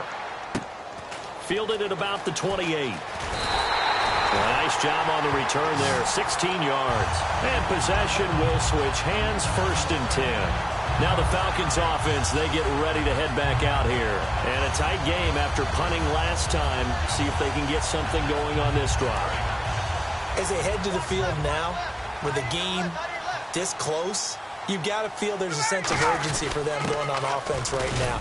But they have to do it without letting panic creep in and affect their play. Give them 3 on 1st down. It'll set up a 2nd and 7. Well, they held him to a short gain on that one, and it almost felt like on that first run, they were trying to just throw the jab at him. So how do you stop a jab? Get closer and smother it, just as they did on that last play. Now Ryan. Great protection. He's going to fire one deep over the middle. So the long attempt falls innocently to the ground, and it brings up 3rd. Sure, that pass was incomplete as they made an attempt to get a big one downfield. But that's okay because the second part of that is if you don't get the completion, at least you've told the defense you're trying to stretch them out a little bit, and they may have to change accordingly. A fake to Freeman. Now it's Ryan. And I think that one might have been intercepted, but he will be ruled out of bounds. So this will go only as incomplete. Here's Matt Bosher now. On for his 2nd punt. He'd take a repeat of his 1st. And now a high kick here as he'll try to hang it up there. It's just a 32-yard punt with no return. And the Bears take over. Here's the Chicago offense coming back out onto the field. And 3 and out on the last drive. No points on the scoreboard. A little soul-searching now? I would say so, and they need to help out their defense a little bit. They've had to be on the field a lot more than normal, put them in some tough spots. But what's the old adage? When you get another chance, it gives you a better chance to do it right. They'll run with Langford to begin the drive. And he's going to get this one across the 30-yard line. And give him 14 yards that time and a fresh set of downs. Absolutely love the run right there. This guy's known for his quickness, but also for his speed, and he's able to get to the 2nd level almost before you blink if you give him any type of blocking. Always talk about slot receivers, and they're usually known as quicker than fast. In this case, we've got a guy who's quick and fast, and he used it to great advantage.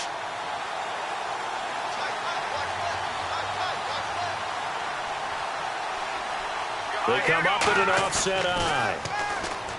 Now a play fake here on 1st down. Completion left side to Miller. Give him 3 on the play, and it'll make it a 2nd down. And there's a completion to the tight end. And look at the size of these players nowadays. At that spot, 6'4", 6'5", and up. A lot of guys used to be basketball players, somehow came back to football. That's really good for the game of football. You're getting better athleticism, great hand-eye coordination, guys who know how to control their bodies when they run their routes. And he's brought down. 17 yards on the pickup there. The drive will continue. It's a 1st down. And now it looks like they're going to be in the hurry-up.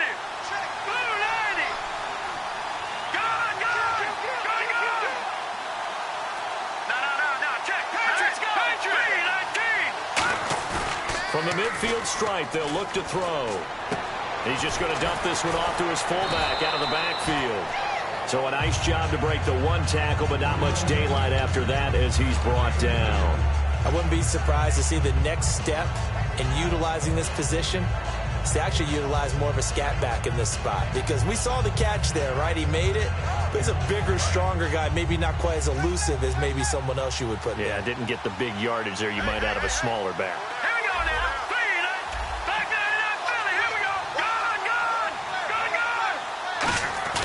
A play-action fake. They'll look nowhere to escape, and he goes down. Vic Beasley in there to drop him, and it'll be a loss of about 8. Now hold everything here. We're going to get a timeout by the offense. So that means they're down to 1 remaining here as we head toward halftime. Let's go!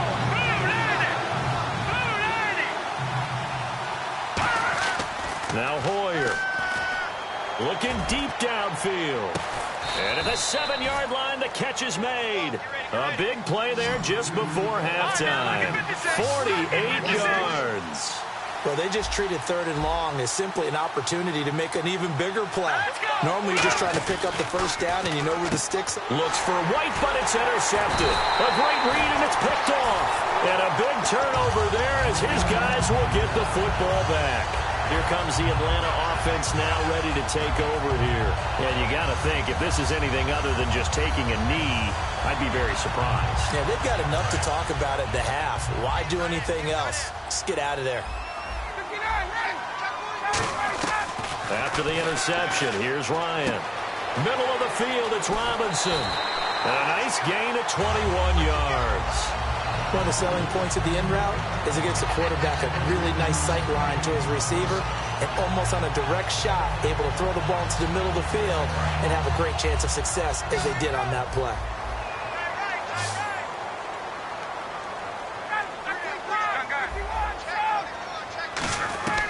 Final play of the half. It's Ryan surveying the field. And they can't get the long connection as it falls incomplete. And never mind, Larry. These two teams apparently anxious to get back at it. So both teams have their marching orders, and we'll get going again here in quarter number 3. That's fielded in the end zone. They'll bring it back to just about the 25, call it the 24-yard line. So here's the Bears offense now as they get set to start this 3rd quarter. There are 0 points on the scoreboard for either side. It'll be interesting to see what adjustments were made. The defenses have obviously been great. So if you like defense, this is a classic game. This is what you're looking for. But now you're trying to figure out how to gain any type of an advantage on offense. Is it through a big chunk play that they haven't seen before? Oh, this is taken in. It's complete.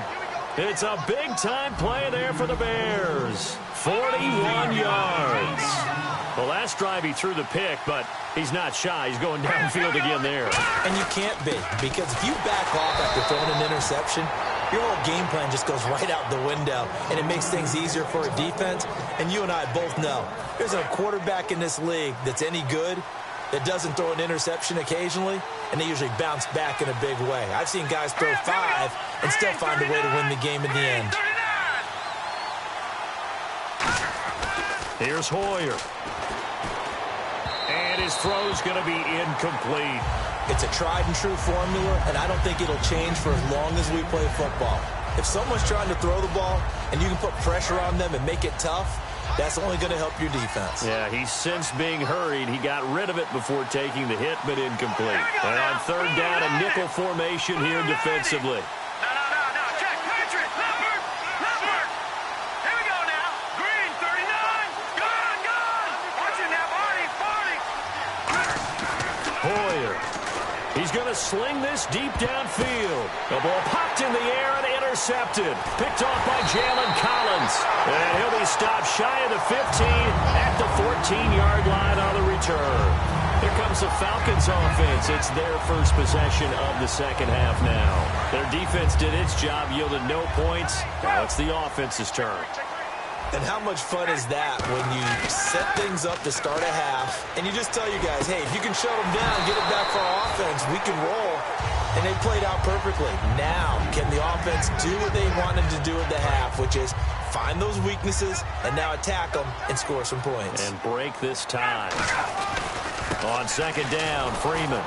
And he'll lose yardage here. Back at the 11, he goes down. So he loses 3 yards there. Now 3rd down.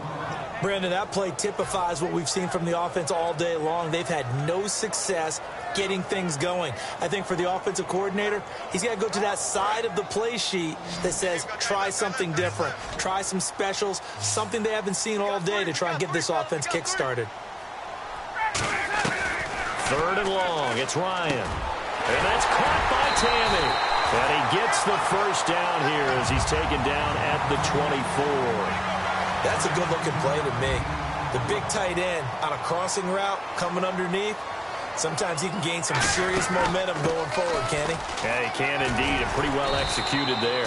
And he's brought down, getting this one up to about the 35. For so many years, I was convinced it was a myth, you know, because you always hear about the smaller running back. Oh, he gets lost, you can't find him, and sometimes that's part of his genius. But it's true. You get behind big offensive linemen, the defensive line guys trying to find him, trying to peek around people to see him, and he gets lost. But this guy gets lost in a good way for his offense, picking up big yardage. Last week, Charles, I got your thoughts on the touchback now being out to the 25 instead of the 20. In week 1, we saw the Patriots going with a higher kickoff, shorter, to try to pin teams back inside the 20. Interesting how some teams may approach that. And you always have to think about the Patriots as being one of the teams that's going to be on the cutting edge of analytics and how they see things, that old thinking outside of the box. They've done it the entire tenure of that organization, the present regime that we see. So when they're sky kicking it and trying to keep them inside the 25, they're playing the percentages of the farther you have to go to try and score, the better our odds of you not getting there and making a good play ourselves. Offense looking to avoid a 3rd and long. It's 2nd and 10. They'll run it now out of the gun. And he's brought down. It's a pickup of 16 there that'll lead to a new set of downs. So the run gets them the first, and now they operate with a fresh set of downs. And the tackle's made there by one of the secondary members. And I can guarantee you, having played that spot in the hole right now or on the field, they're urging for a little bit more support from the guys up front. I actually remember one game where I hopped over a defensive lineman to make a tackle downfield and realized he was 10 yards downfield. That's not good. That's being driven off the line of scrimmage, and you can't have that if you're going to win a game on defense. They'll run it now out of the gun. And they'll go backwards here, losing yardage to the 14. A loss of a full 3 yards, and now it's 2nd down. And that's another stop for the defense, something we've seen all game long. They have been on fire today. No matter what's called by the offense, they've had an answer for it. On 2nd down, here's Ryan. Now he'll dump it underneath to his running back, complete. It'll be a gain of 8 yards, and that's going to lead to a 3rd down. Oh, just play after play after play on this long drive for the offense.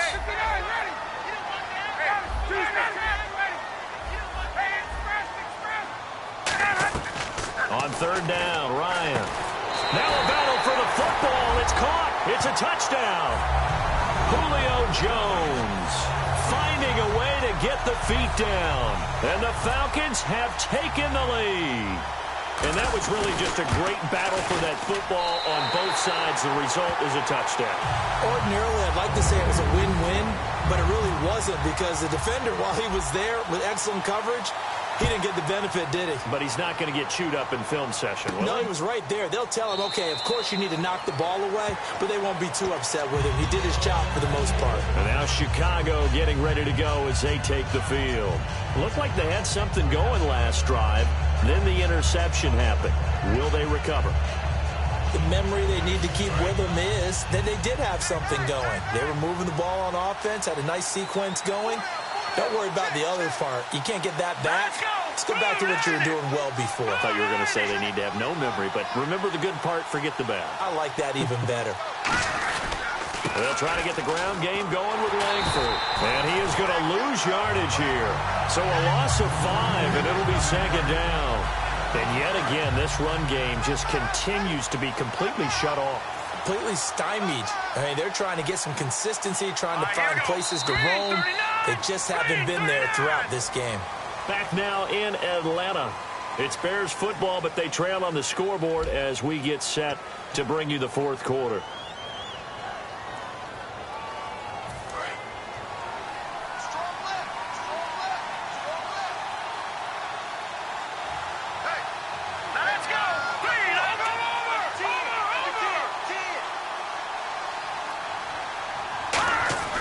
Looking to throw. He's going to air one out. And he's unable to grab it. Thought he might have had position. Couldn't hold on. 3rd down. One thing I know from experience is that when the deep ball is thrown and you're the defender, you've got to fight that little bit of panic that emerges. You've got to play the ball really well. It's a 50-50 jump ball play. And guess what? They took a shot. How are you going to win it? And in this case, they managed to get it done. Now Hoyer. Nowhere to go here. He lost the football. So it goes as a fumble, but the key thing, not a fumble loss. Yeah, that stat's big, isn't it? I mean, I remember watching teams play. The ball might be on the ground a number of times during the game, but the other team doesn't get it. That's a huge difference in the ball game. And in this case, they were able to retain possession.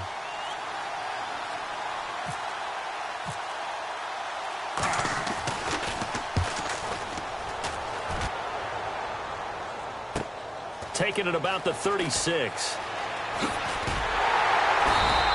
It'll be a 51-yard punt that time. And it'll be Falcon football as they take possession. Here comes the Atlanta offense now ready to take over here. Good drive last time. Really effective passing the football. Do you maybe mix it up, now go to the ground game and surprise the defense a little bit? I would anticipate the defense making some changes, but I wouldn't necessarily just absolutely go in the opposite direction. They're doing so well throwing the ball. Yeah, why I wouldn't change it up until they showed me a reason to do so. Second down following the incompletion.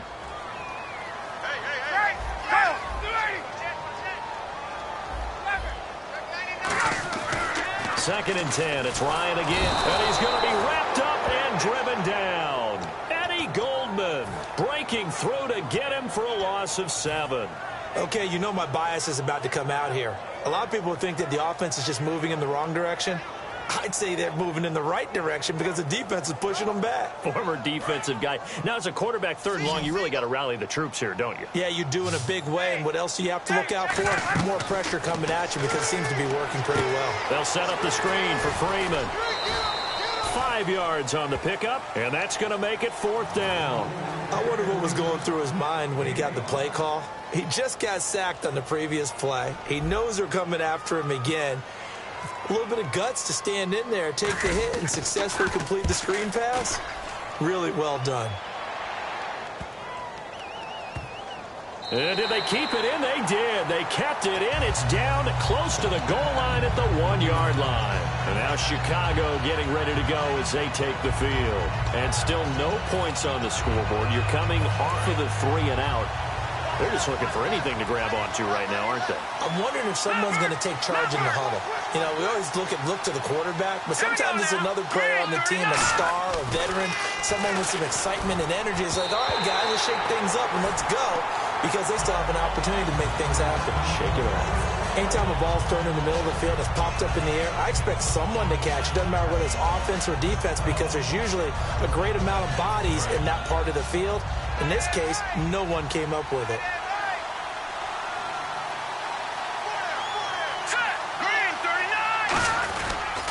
Pitch comes to Langford. And some room to maneuver. And he'll get this up to right around the 8-yard line. Second down, a little more productive than first. 7 yards on the gain. It gets him to 3rd and 3 now.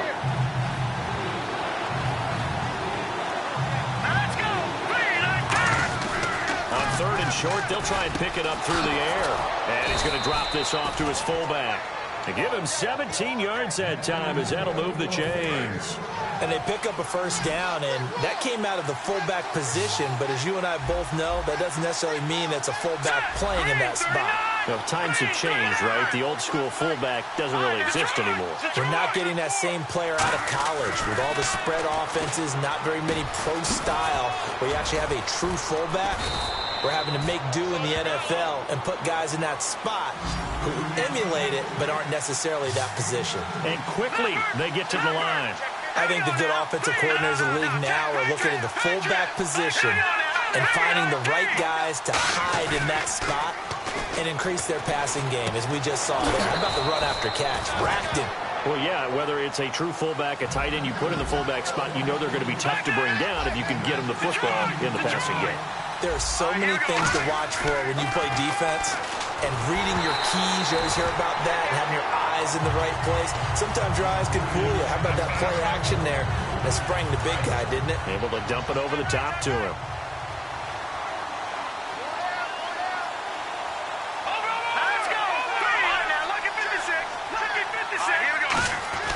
Here's Hoyer. Oh, no, he lost the football. And they'll set up shop right near midfield at the 49-yard line. And the Falcons now making their way back out onto the field. And they're coming off a 3-and-out, my friend. I think they've got to look at that play sheet and go to a spot that they haven't gone before. Time to shake things up a little bit to try and get this offense moving. Okay, so how do you do that? How do you shake things up? You look at what you called before, realize it hasn't worked so so something well. else. And look at this. They get the turnover they needed. It's intercepted. Picked off by Kyle Fuller. And the return this time will go out to the 42-yard line. And now Chicago getting ready to go as they take the field. And last time the turnover on the fumble, and they were in enemy territory, so that had to be very frustrating. Down on the scoreboard here, can't do it again. You nailed every part of what was frustrating. Down on the scoreboard, had a drive going, had pushed it past. And, a crusher there as it's intercepted. A great read, and it's picked off. And the return stops at the 39-yard line. And here now come the Falcons. And last time wasn't pretty. One play and an interception. We'll see if they can do better. I want to see if they want to go ahead and throw the ball again now on this drive after what happened on the last one. Throw it on the first play. Give the quarterback some confidence. See what happens. Well, really, it was a horrible pass, LOL. It'll be a minimum pickup, and it will take us to the 2-minute warning. Time for a break. We'll come back for the electrifying conclusion after this. Freeman again. And some room to roam now. Devontae Freeman, they're not going to get him. Touchdown, Falcons.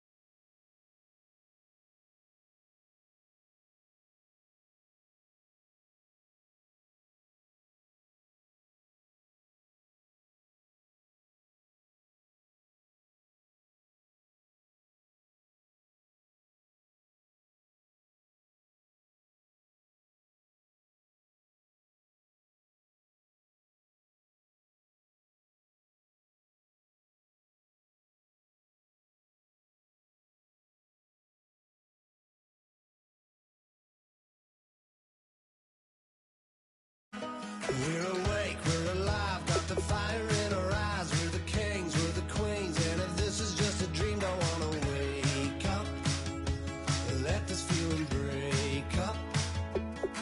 We're running free, running wild, never running out of style. Got the fight, got the stuff, got the never giving up. Not gonna shake us, nothing's gonna break us.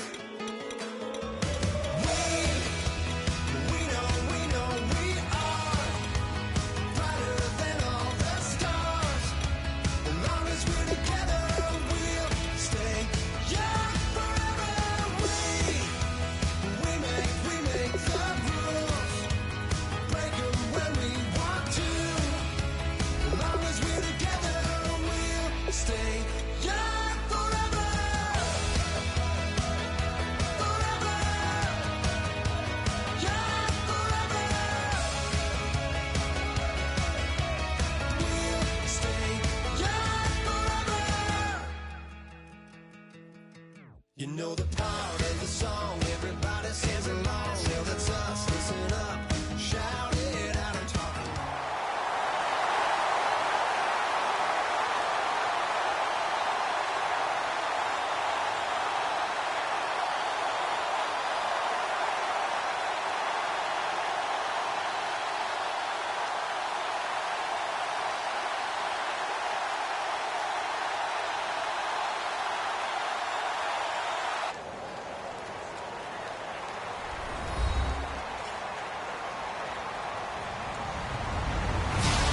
Everybody, I'm Larry Ridley, and this is the NFL on EA Sports. Two teams will need their quarterbacks to step up and lead their offenses on the gridiron today. It's Flacco's Ravens going up against Ryan's Falcons. So let's get over to the ATL, Atlanta. Standing by, our commentary team of Brandon Guyton and Charles Davis. Thank you very much, Larry. You are looking live at the Georgia Dome here in downtown Atlanta. Coming up, we've got what should prove to be a good one between the Baltimore Ravens and the Atlanta Falcons. Justin Tucker set to boom this one away. And we are underway from Atlanta. And he will be brought down here at about the 17-yard line.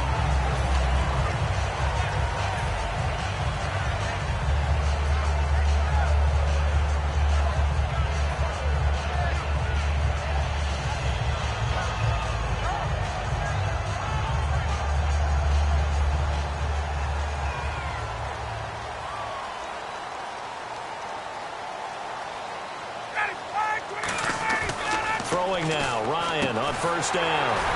He completes it to Julio Jones. A nice pickup there of 11 yards, and it'll move the sticks.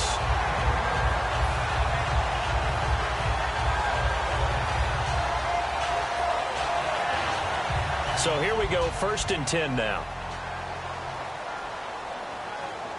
Defense really showing respect to the deep ball here, playing off the receivers. They run, Devontae Freeman.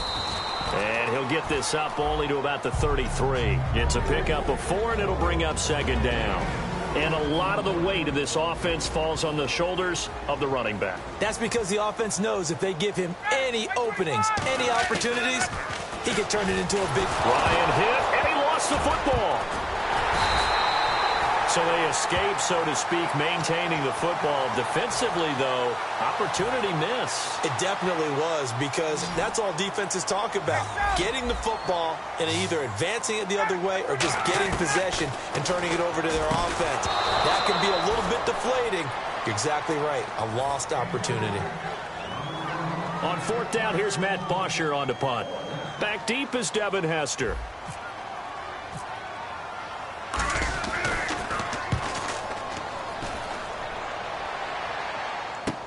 Here's Hester. We'll call that a punt at 54 yards. Well struck. And the Ravens, they'll take over.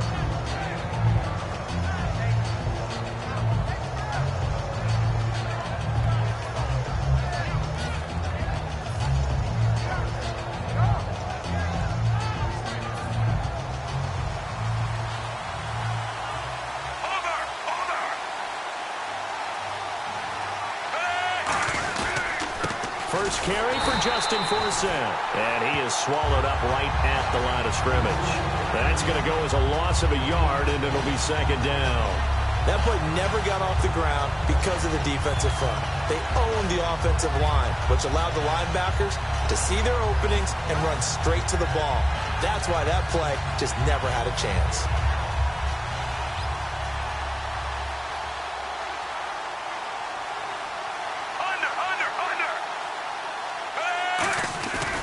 Again they run. Again it's Forsett. And he's brought down. They give him 13 yards there on the play and a fresh set of downs.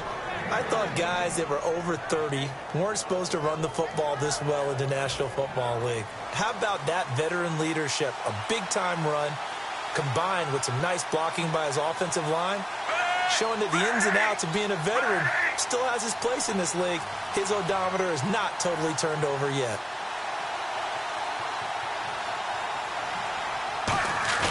They go play action here on 1st down. He's going to float this one deep right side. And this is caught.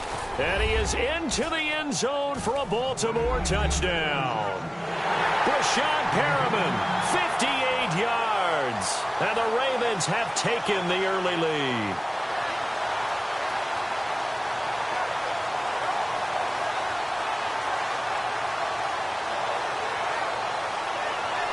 Justin Tucker for the extra point. And the Ravens lead at 7-0.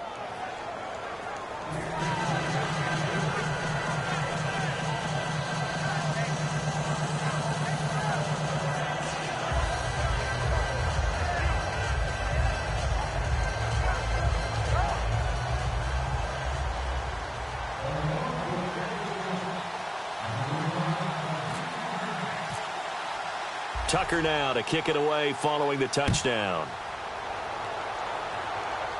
And a fair catch signaled for and taken successfully. Atlanta now coming out on the field. And on the last go-around, they really couldn't get anything going.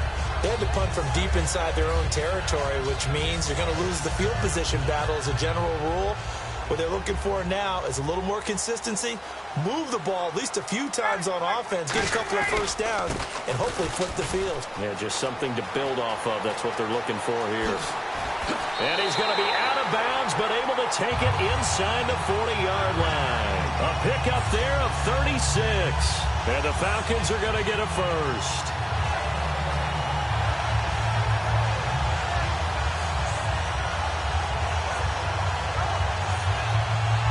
So the run moves the chains, and here we go on first down. And no press coverage here. They are backing off in the secondary. Now a play fake here on first down. Sitting with a grab over the middle. And he's brought down. They'll get 17 yards there. And it'll be first down Atlanta. Well, coaches always talk about finding balance on offense. I don't think you can get much more balance than this. Big-time run, big-time pass. A 1-2 combination. Looked pretty good. How about that? Let's see if they... And he is into the end zone for a Falcon touchdown. Julio Jones, a 22-yard touchdown grab.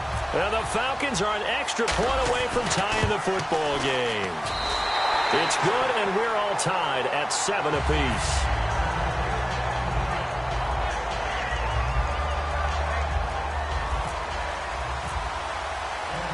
So we're right back where we started, all even as the kick's away. That'll be taken in the end zone. And he'll be brought down at the 23, make it the 24-yard line. Here comes the Raven offense now, ready for another possession. And they will simply, Charles, be looking to duplicate what they did last drive when they were able to push it in for 6. And they hope it'll be that easy, right? To be able to take exactly what happened before, replicate it. They may have to make a few additional changes along the way because I'm sure the defense will make some adjustments, but they've got to have great confidence having scored the last time out.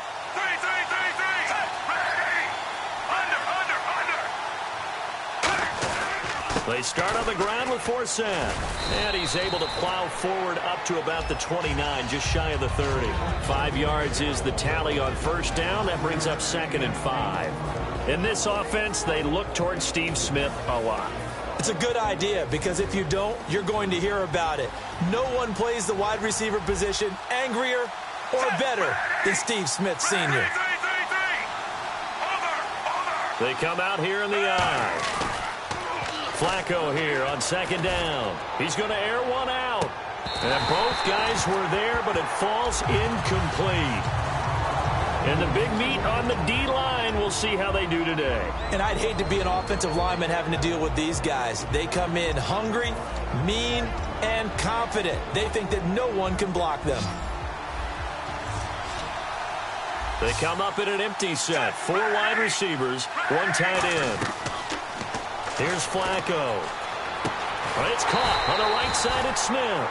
On Sunday, Steve Smith made his return from that Achilles injury. Not a huge factor, though. 5 catches, just 19 yards. And that's not normal for him, but he was still the most targeted guy by Joe Flacco, so you know he's still going to continue to lean on Steve Smith. And one thing you know about him, he's the most motivated player maybe in the league, and he finds his motivation from just about anything. This game will motivate him to be better going forward.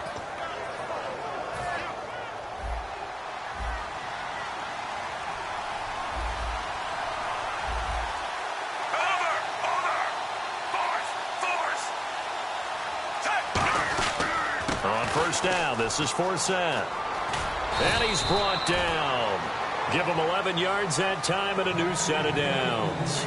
Second quarter now. Brandon Gaudin and Charles Davis with you. It's the Ravens who have the football, and they've got it here with a first down.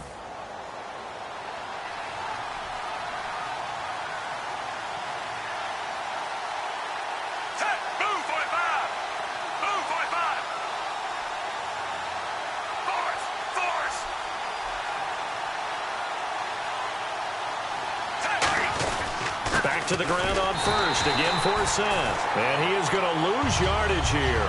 A loss of a full 3 yards, and now it's second down. All right, partner, despite my eating habits, I'm not big enough to play offensive tackle, nor am I quick enough. But with the defensive ends nowadays and their speed, those guys have to be able to punch and dance, and it's a tough, tough job to contain them. On second down, Flacco. Now a hit, and Flacco drops the football. It's loose. But it looked like a Raven was able to get in there, and they will indeed keep the possession. A call in luck or skill, whatever the case is, they're feeling good about just keeping the football there. Yeah, the biggest thing they're calling it now, our ball. I mean, they don't care if it was luck or skill. Boy, the panic that jumps up in your chest when that ball's on the ground, whether you get it or your teammate gets it, just as long as you maintain possession, that's all you're looking for. And this is going to be incomplete. He was trying to get it to Steve Smith that time. And that's going to bring up a fourth down. So on fourth down, the Ravens will call on Sam Cook to punt it away. Back deep, Taylor Gabriel.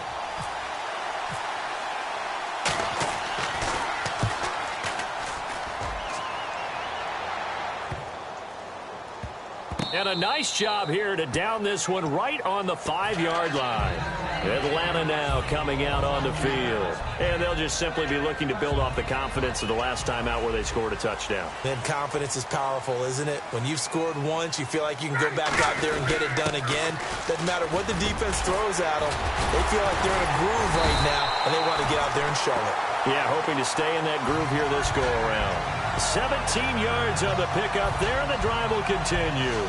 First down and 10 now for the offensive group. All right, it's football 101 to know that the quarterback controls just about everything on offense, but a lot of times what gets missed is that the center controls line play. He has to communicate to the guards and the tackles what type of front they're facing, how they're going to block it, and what adjustments need to be made sometimes on the fly as a defense will shift. Give the center a lot of credit because for the most part, he's got big defensive linemen over his face all game long that he's got to try and block and protect his quarterback and create space for his runner. In this case, he did a really nice job of communicating and executing. I like the boldness, and I like that they took a shot downfield, but it was well covered, and he's able to get a hand in and knock it away.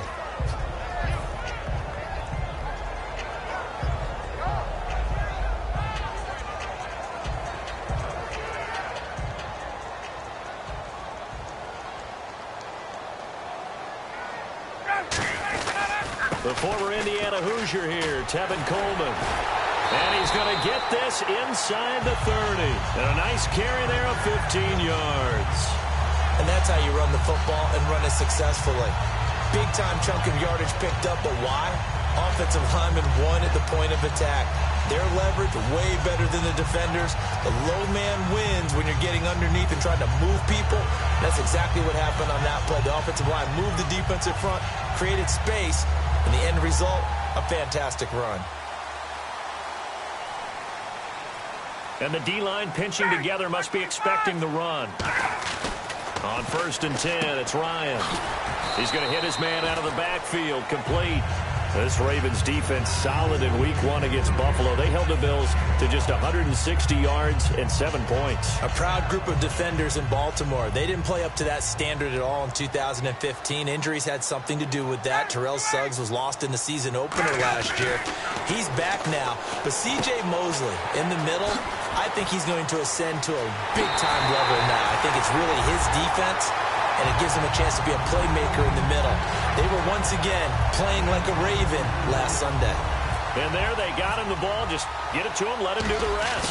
You know, he probably said that to his quarterback as he broke the huddle. I like the play call. Just get it to me. I'll take care of the rest of it. Helping out his rack, right? R-A-C? Run after catch, and he loves that, and he's going to carry that in at contract time. That's fielded in the end zone. And he'll wind up about 4 yards shy of where he would have been if he had taken a knee, as they'll start at the 21-yard line. And now Baltimore gets set to take the field. And last time out, they had to punt the football away. Anything positive possibly to take from that? There always is when you're punting the football away. It doesn't sound like it because you're giving it up, but you've avoided a mistake. At least you didn't turn it over, You didn't turn it over. right? You're giving your defense a chance because you're punting the ball away, and they're set to go on the field as opposed to trying to set up the screen, and it's intercepted. And he takes this one back into the end zone, and the Falcon defense has a touchdown. So a dangerous pass over the middle into zone coverage, and it bit him hard. And what's really difficult when you throw it in that direction and versus that zone, that means the linebackers have gotten to their spot, gotten their heads back around, and they can see the quarterback and everything in front of them. And they took big advantage of it, went the other direction, excellent blocking, and picked up a touchdown. That'll be taken in the end zone. And last year, that would have been a net gain of 5 on the return. This year, he stopped where he would have been if he had taken a knee, and that's at the 25. And the Ravens taking the field.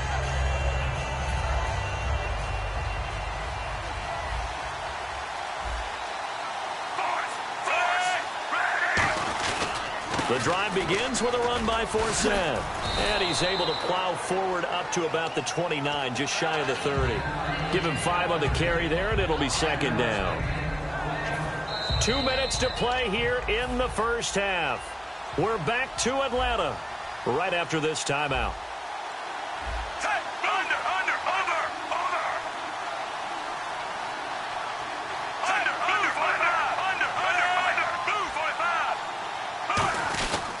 On second down, Forsett. And a cutback, right sideline. It's a big play there for Baltimore. 44 yards on the ground. And the elder statesman with a big run. He's hit that dreaded 3-0. He still can churn it. I love the way you treat him with respect. Respect. Elder statesman. You didn't just call him an old guy or anything like that. I call you an elder statesman. I love the way he can still play. Talk about running it with savvy now. So it'll be first down here after the run. They come up in an empty set. 4 wide receivers, 1 tight end.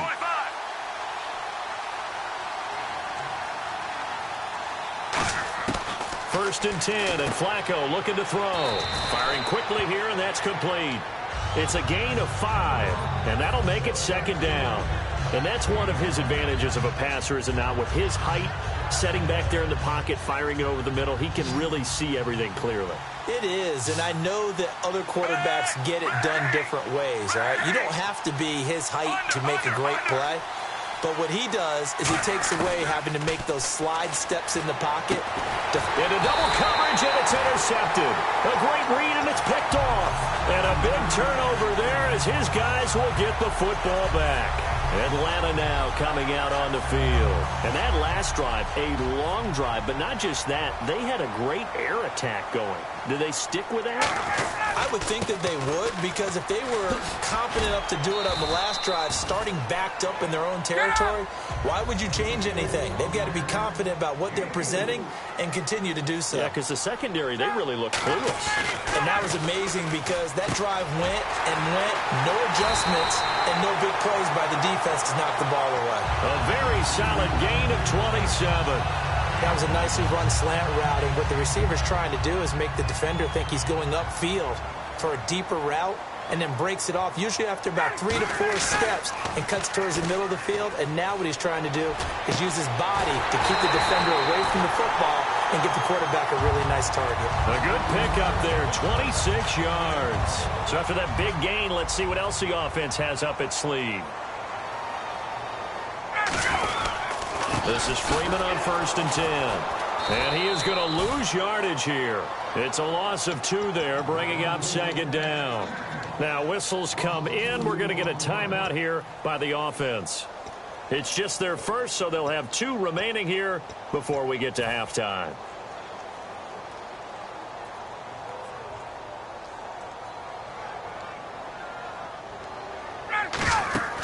On second down, here's Ryan. And that one will fall incomplete. Clock here now just under 30 seconds to go in this first half. I had a coach tell me a long time ago that running a screen pass is similar to acting 101 for your offense, because you've got to show something different and create extra space for linemen to chase the quarterback in order to create extra room for the receiver. Now that'll be tipped and intercepted. Picked off by Lardarius Webb. And a big turnover there as his guys will get the football back.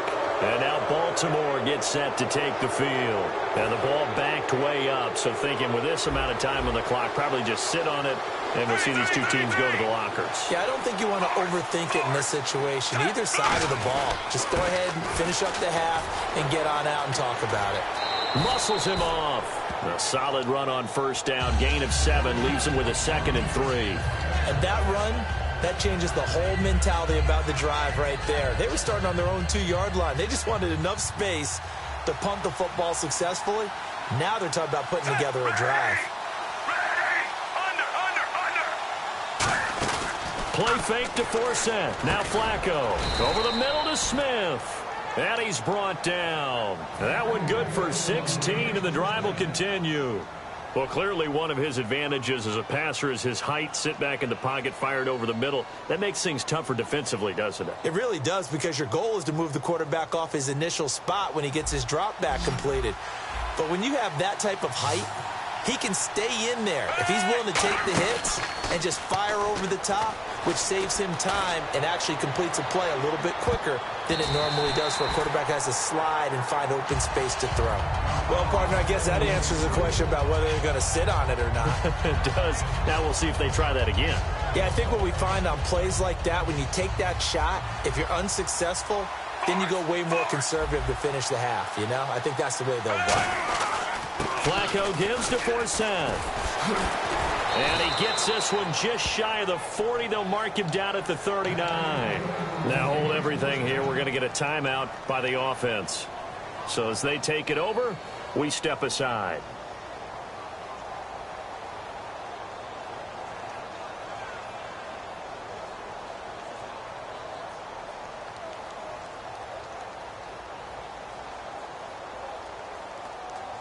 So they pick up the first down after the run, and now they approach for the fresh set.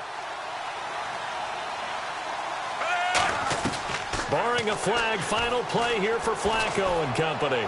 Going up top. And that is incomplete. Time for a break. We've hit halftime. 2 quarters down, 2 still remain. We step aside. This is the NFL on EA Sports. Both teams appear ready for the fight ahead, and we resume action here in quarter number 3. That's fielded in the end zone. And he'll get it up past the 20 to the 22-yard line. Out come the Ravens now. They'll go on offense first here in this third quarter. They have the ball here for the inaugural drive of the second half. Pretty big deficit, though. We'll see what adjustments were made in that locker room. And I never want to make something more important than it actually is, right? I don't want to create more hype than what is there. But this is I'm doing it, though. This is a really important drive. And we often talk about teams scripting plays to start a game. A lot of them script to start the second half, too. And they're scripting something that they expect to get them into the end zone and back into this game. We'll see if that script is a good one for them. They completed the screen on the perimeter, but boy, that was textbook defense. Exactly as you're taught to play against a wide receiver screen, and they snuffed it out for a loss of yardage. And they're behind the sticks here a bit now, dealing with a 2nd and 12. They come out 5 wide, 3 of them to the right side. Flacco. Caught, Dennis Pitta. And he's brought down after a good gain. A really good pickup of 28 yards.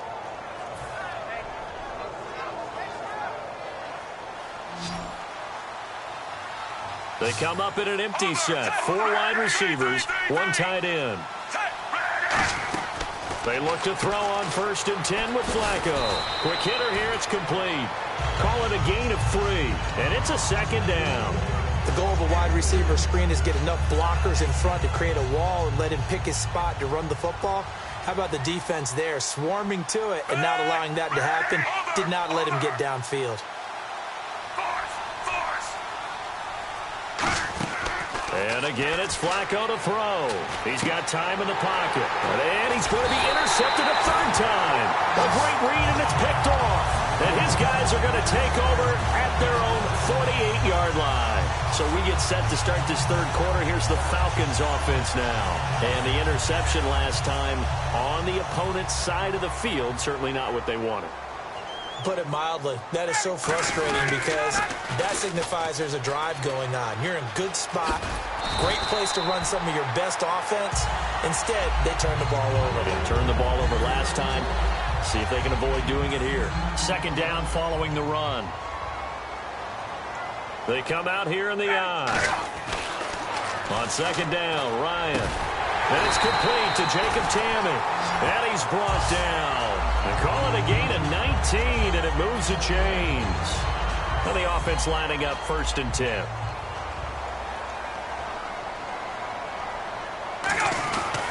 Now Ryan going to give it to Freeman. And he's going to get this one down inside the 15. A good run there on 1st down, and it'll leave him with a 2nd and 2. That was a good run, and it got to the 2nd level. And what I mean by that is that's where the linebackers usually play. 1st level being the... And he'll take it into the end zone. Touchdown, Atlanta. Julio Jones. His 2nd touchdown of the afternoon. And the Falcons will extend their lead. In order to lead in a game, you're going to get plenty of contributors. But that's his 2nd touchdown catch of this game. He's one of the key guys in this one. And you better believe he'll be looking for the hat trick here as this one continues to go. That'll be taken in the end zone. And he'll make it across the 20 as his guys will set up shop at the 23-yard line. And now here come the Ravens. And with 3 interceptions thrown already, we'll see. Do they rely more on the ground game here? They may have to change things offensively to try and settle things down, not just for the guy throwing the ball, but for the rest of the offensive unit, because their confidence has to be shaken a little bit. And you just wonder, is the backup going to start to warm up a little bit over on the sideline? And this is why trying to cover the angle route is so difficult. Anyone playing the linebacker position, when they see a running back out of the backfield widen, because he heads towards the flat first, oftentimes you widen too much and overcommit. He cuts up inside, and that's what we saw there. A nice pickup for a 1st down. On the counter, it's Forsett. And he is met at the line of scrimmage, and he goes down right there. It's a loss of a yard there, and now 2nd down. When you're putting together a formula for winning defense, it's exactly what we're seeing in this game. Controlling the line of scrimmage, attacking, and changing everything so that now they're playing in the offense's backfield. They're playing an excellent game. Flacco fakes the give, sets to throw, and hauled in by Pitta. And he's brought down. It's a pickup of 16 there, and it'll lead to a new set of downs. So much goes into a successful play, doesn't it? How about that play action there? Freezing the defense just enough to swing the tight end free downfield for the completion. Now it's Flacco. And he's got his big tight end over the middle, complete. A very solid gain of 27. Obviously, this has not been a banner game throwing the football. So what you got to do, you got to kind of down focus, don't you think? Find the tight end, take some easier completions. The interception last drive there. He hits the reliable target. Nothing on that one. It'll be 2nd down. And now they're in the hurry-up. Pass complete, but no gain. No yards. Yeah. So you file that as unsuccessful. Yeah, you do, don't you? Except on the stats, throwing the ball. Get a completion. You get a catch. Yeah. And he is going to be taken down. And that should be the final play of this 3rd quarter. Well, this has been a pretty sizable drive. They've had some success. Finally, the defensive coordinator found some success of his own. I think he just simply said enough of that. Okay, they've moved the ball well. We need to force the issue from our end, and that's exactly what he did.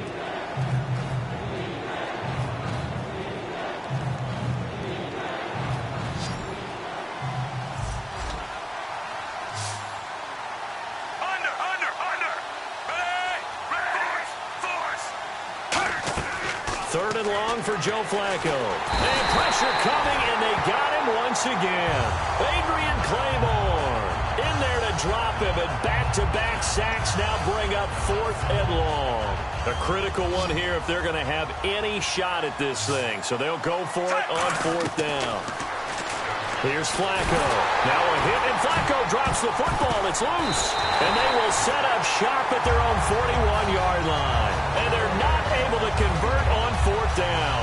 Atlanta now coming out on the field. And they were able to punch it in the end zone last time. They'll be looking to do that again here for the defense. Obviously, they'll be looking to stop them from punching it back in the end zone. It always is punch-counter-punch, isn't it? And which team has the advantage? Well, let's just go back. Last time on offense, they rolled downfield, got into a good rhythm. You can see a little more bounce in and out of the huddle. You can see the sideline really get into the game. So defensively, you're thinking to yourself, how do we take that away from them? How do we get the advantage back? Let's see what they come up with. I think pressure is always the first way to go. You love pressure. I love it. We'll see if they dial it up this drive. A big play that time on the catch and run. 33 yards. And now a first down following that long gain. They come out here in the eye. Ryan going to give to Freeman on the draw. And he'll get this one down to about the 17. 3 yards on the pickup there, and it'll be second down. And after the play on the ground, that brings up second down here. Shift together here from the D-line. And now a 10th carry for Freeman. And he'll take this one down near the 15. Give him 3 on the run there. Now they're looking at a 3rd and about 5. And the offense in that middle ground here on 3rd down, 3rd and 5. Ryan. It's caught. Jones. And he's able to pick up the first before he's brought down inside the 5 at the 4. He's played a great game. It continues right there, even with this lead, confident to throw the pass and have the reception made. There's no doubt who the leader of their team is there? There's no doubt who they want to ride all the way to the finish. Because strategy would tell you, run the football, run the clock down. Instead, they're letting him throw it because they feel that confident in what he's getting done. Back to the running game. It's Freeman. And he was able to shed the tackle, but the reserves come in for the stop. Give him right around 4 on the carry. We'll see if they want to keep pounding here on 3rd and goal. So 3rd and goal. The defense in the dime. Can still bring pressure. And he'll get nothing out of that one. And I guess not content to get another 3 here late. They'll try to add 6 more as they go on 4th and goal. Time for a break. We'll come back and wrap up garbage time after this. The Falcons will call on Matt Bryant for the field goal try. Less than an extra point attempt here. This is an 18-yarder. And the kick for the 41-year-old is up and good. And that will extend the lead out to 24.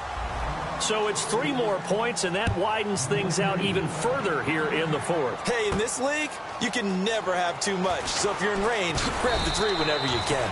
And he'll take this up past the 20 and down at the 22-yard line. And now Baltimore gets set to take the field. They've lost this one. Their offense has struggled. Do they try to put together something here at the end just to take into next week? Yeah, sometimes teams want to do that, and coaches want. And his pass is intercepted for the 4th time today. A great read, and it's picked off. And his guys will take over at their own 44-yard line. So out come the Falcons now. They have the big lead here late. They protected their home turf well, didn't they? They certainly did, partner. And just think about how good that feels, because every team has a goal when they start the year to win at home. All right, and sometimes you don't win all of them, but they managed to get that done today. Just think about your routine stays the same. Everything's familiar. You feel right going into the game, and they translated that into a win. They did indeed. They protected the home field, and now the final stages. Only a gain of a couple there. That leaves them needing about 7 here on 3rd down. And it looks like we've got a dime set here defensively. 6 DBs in the game. Now it's Freeman. And he'll be brought down at the 48-yard line. It's a gain of 5, but it'll lead to a 4th down.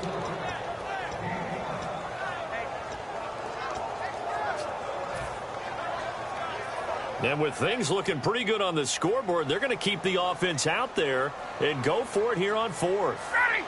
25! They'll run for it. It's Freeman. And some room to work.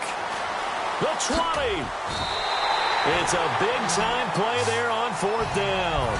35 yards. And a new set of downs here after picking up the first on the ground. Well, there's the danger of selling out on 4th and short. So many guys flood the line of scrimmage that you're left very thin on the 2nd and 3rd levels. And they took big advantage of it there. Not just picking up a first down, but ripping off a huge gain on top of it. Oh, look at this. Ryan's going to throw it. And he will get into the end zone. It's another touchdown. This thing is ugly. And to me, that touchdown allows you to start grinning widely on your sideline. I think they pretty much locked this one away. Yeah, that's the clincher, the proverbial icing on the cake, if you will.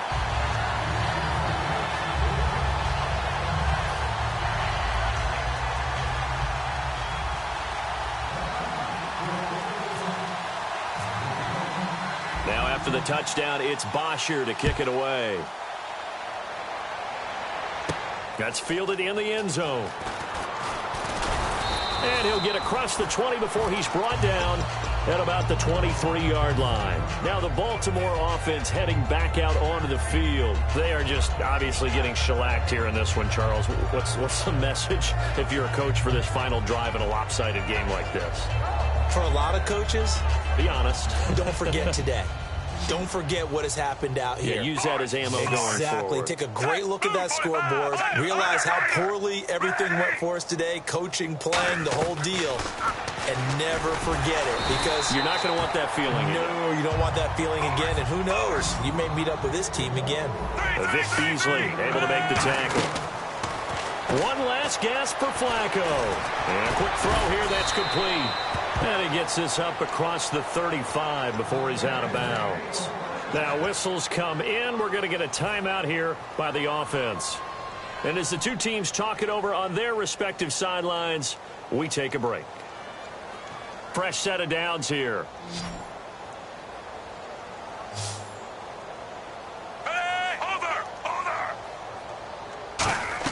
One final shot. Now a hit, and Flacco drops the football. It's loose.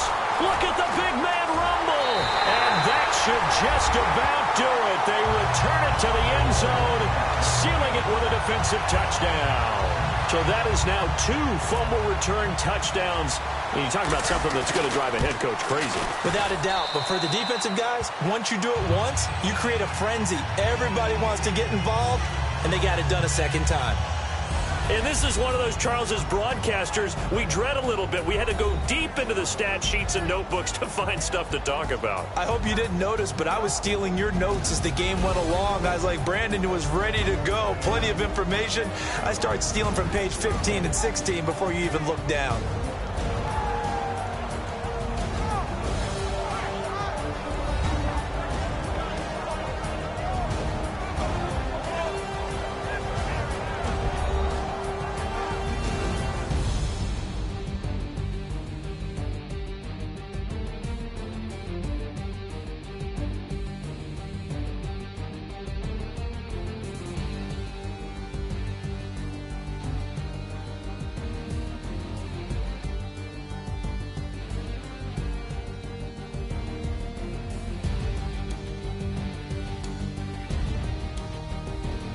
So that'll do it for us. For Charles Davis and all our crew, I'm Brandon Gaudin. You've been watching the NFL on EA Sports. It's a win for the Falcons here as we say so long from Atlanta.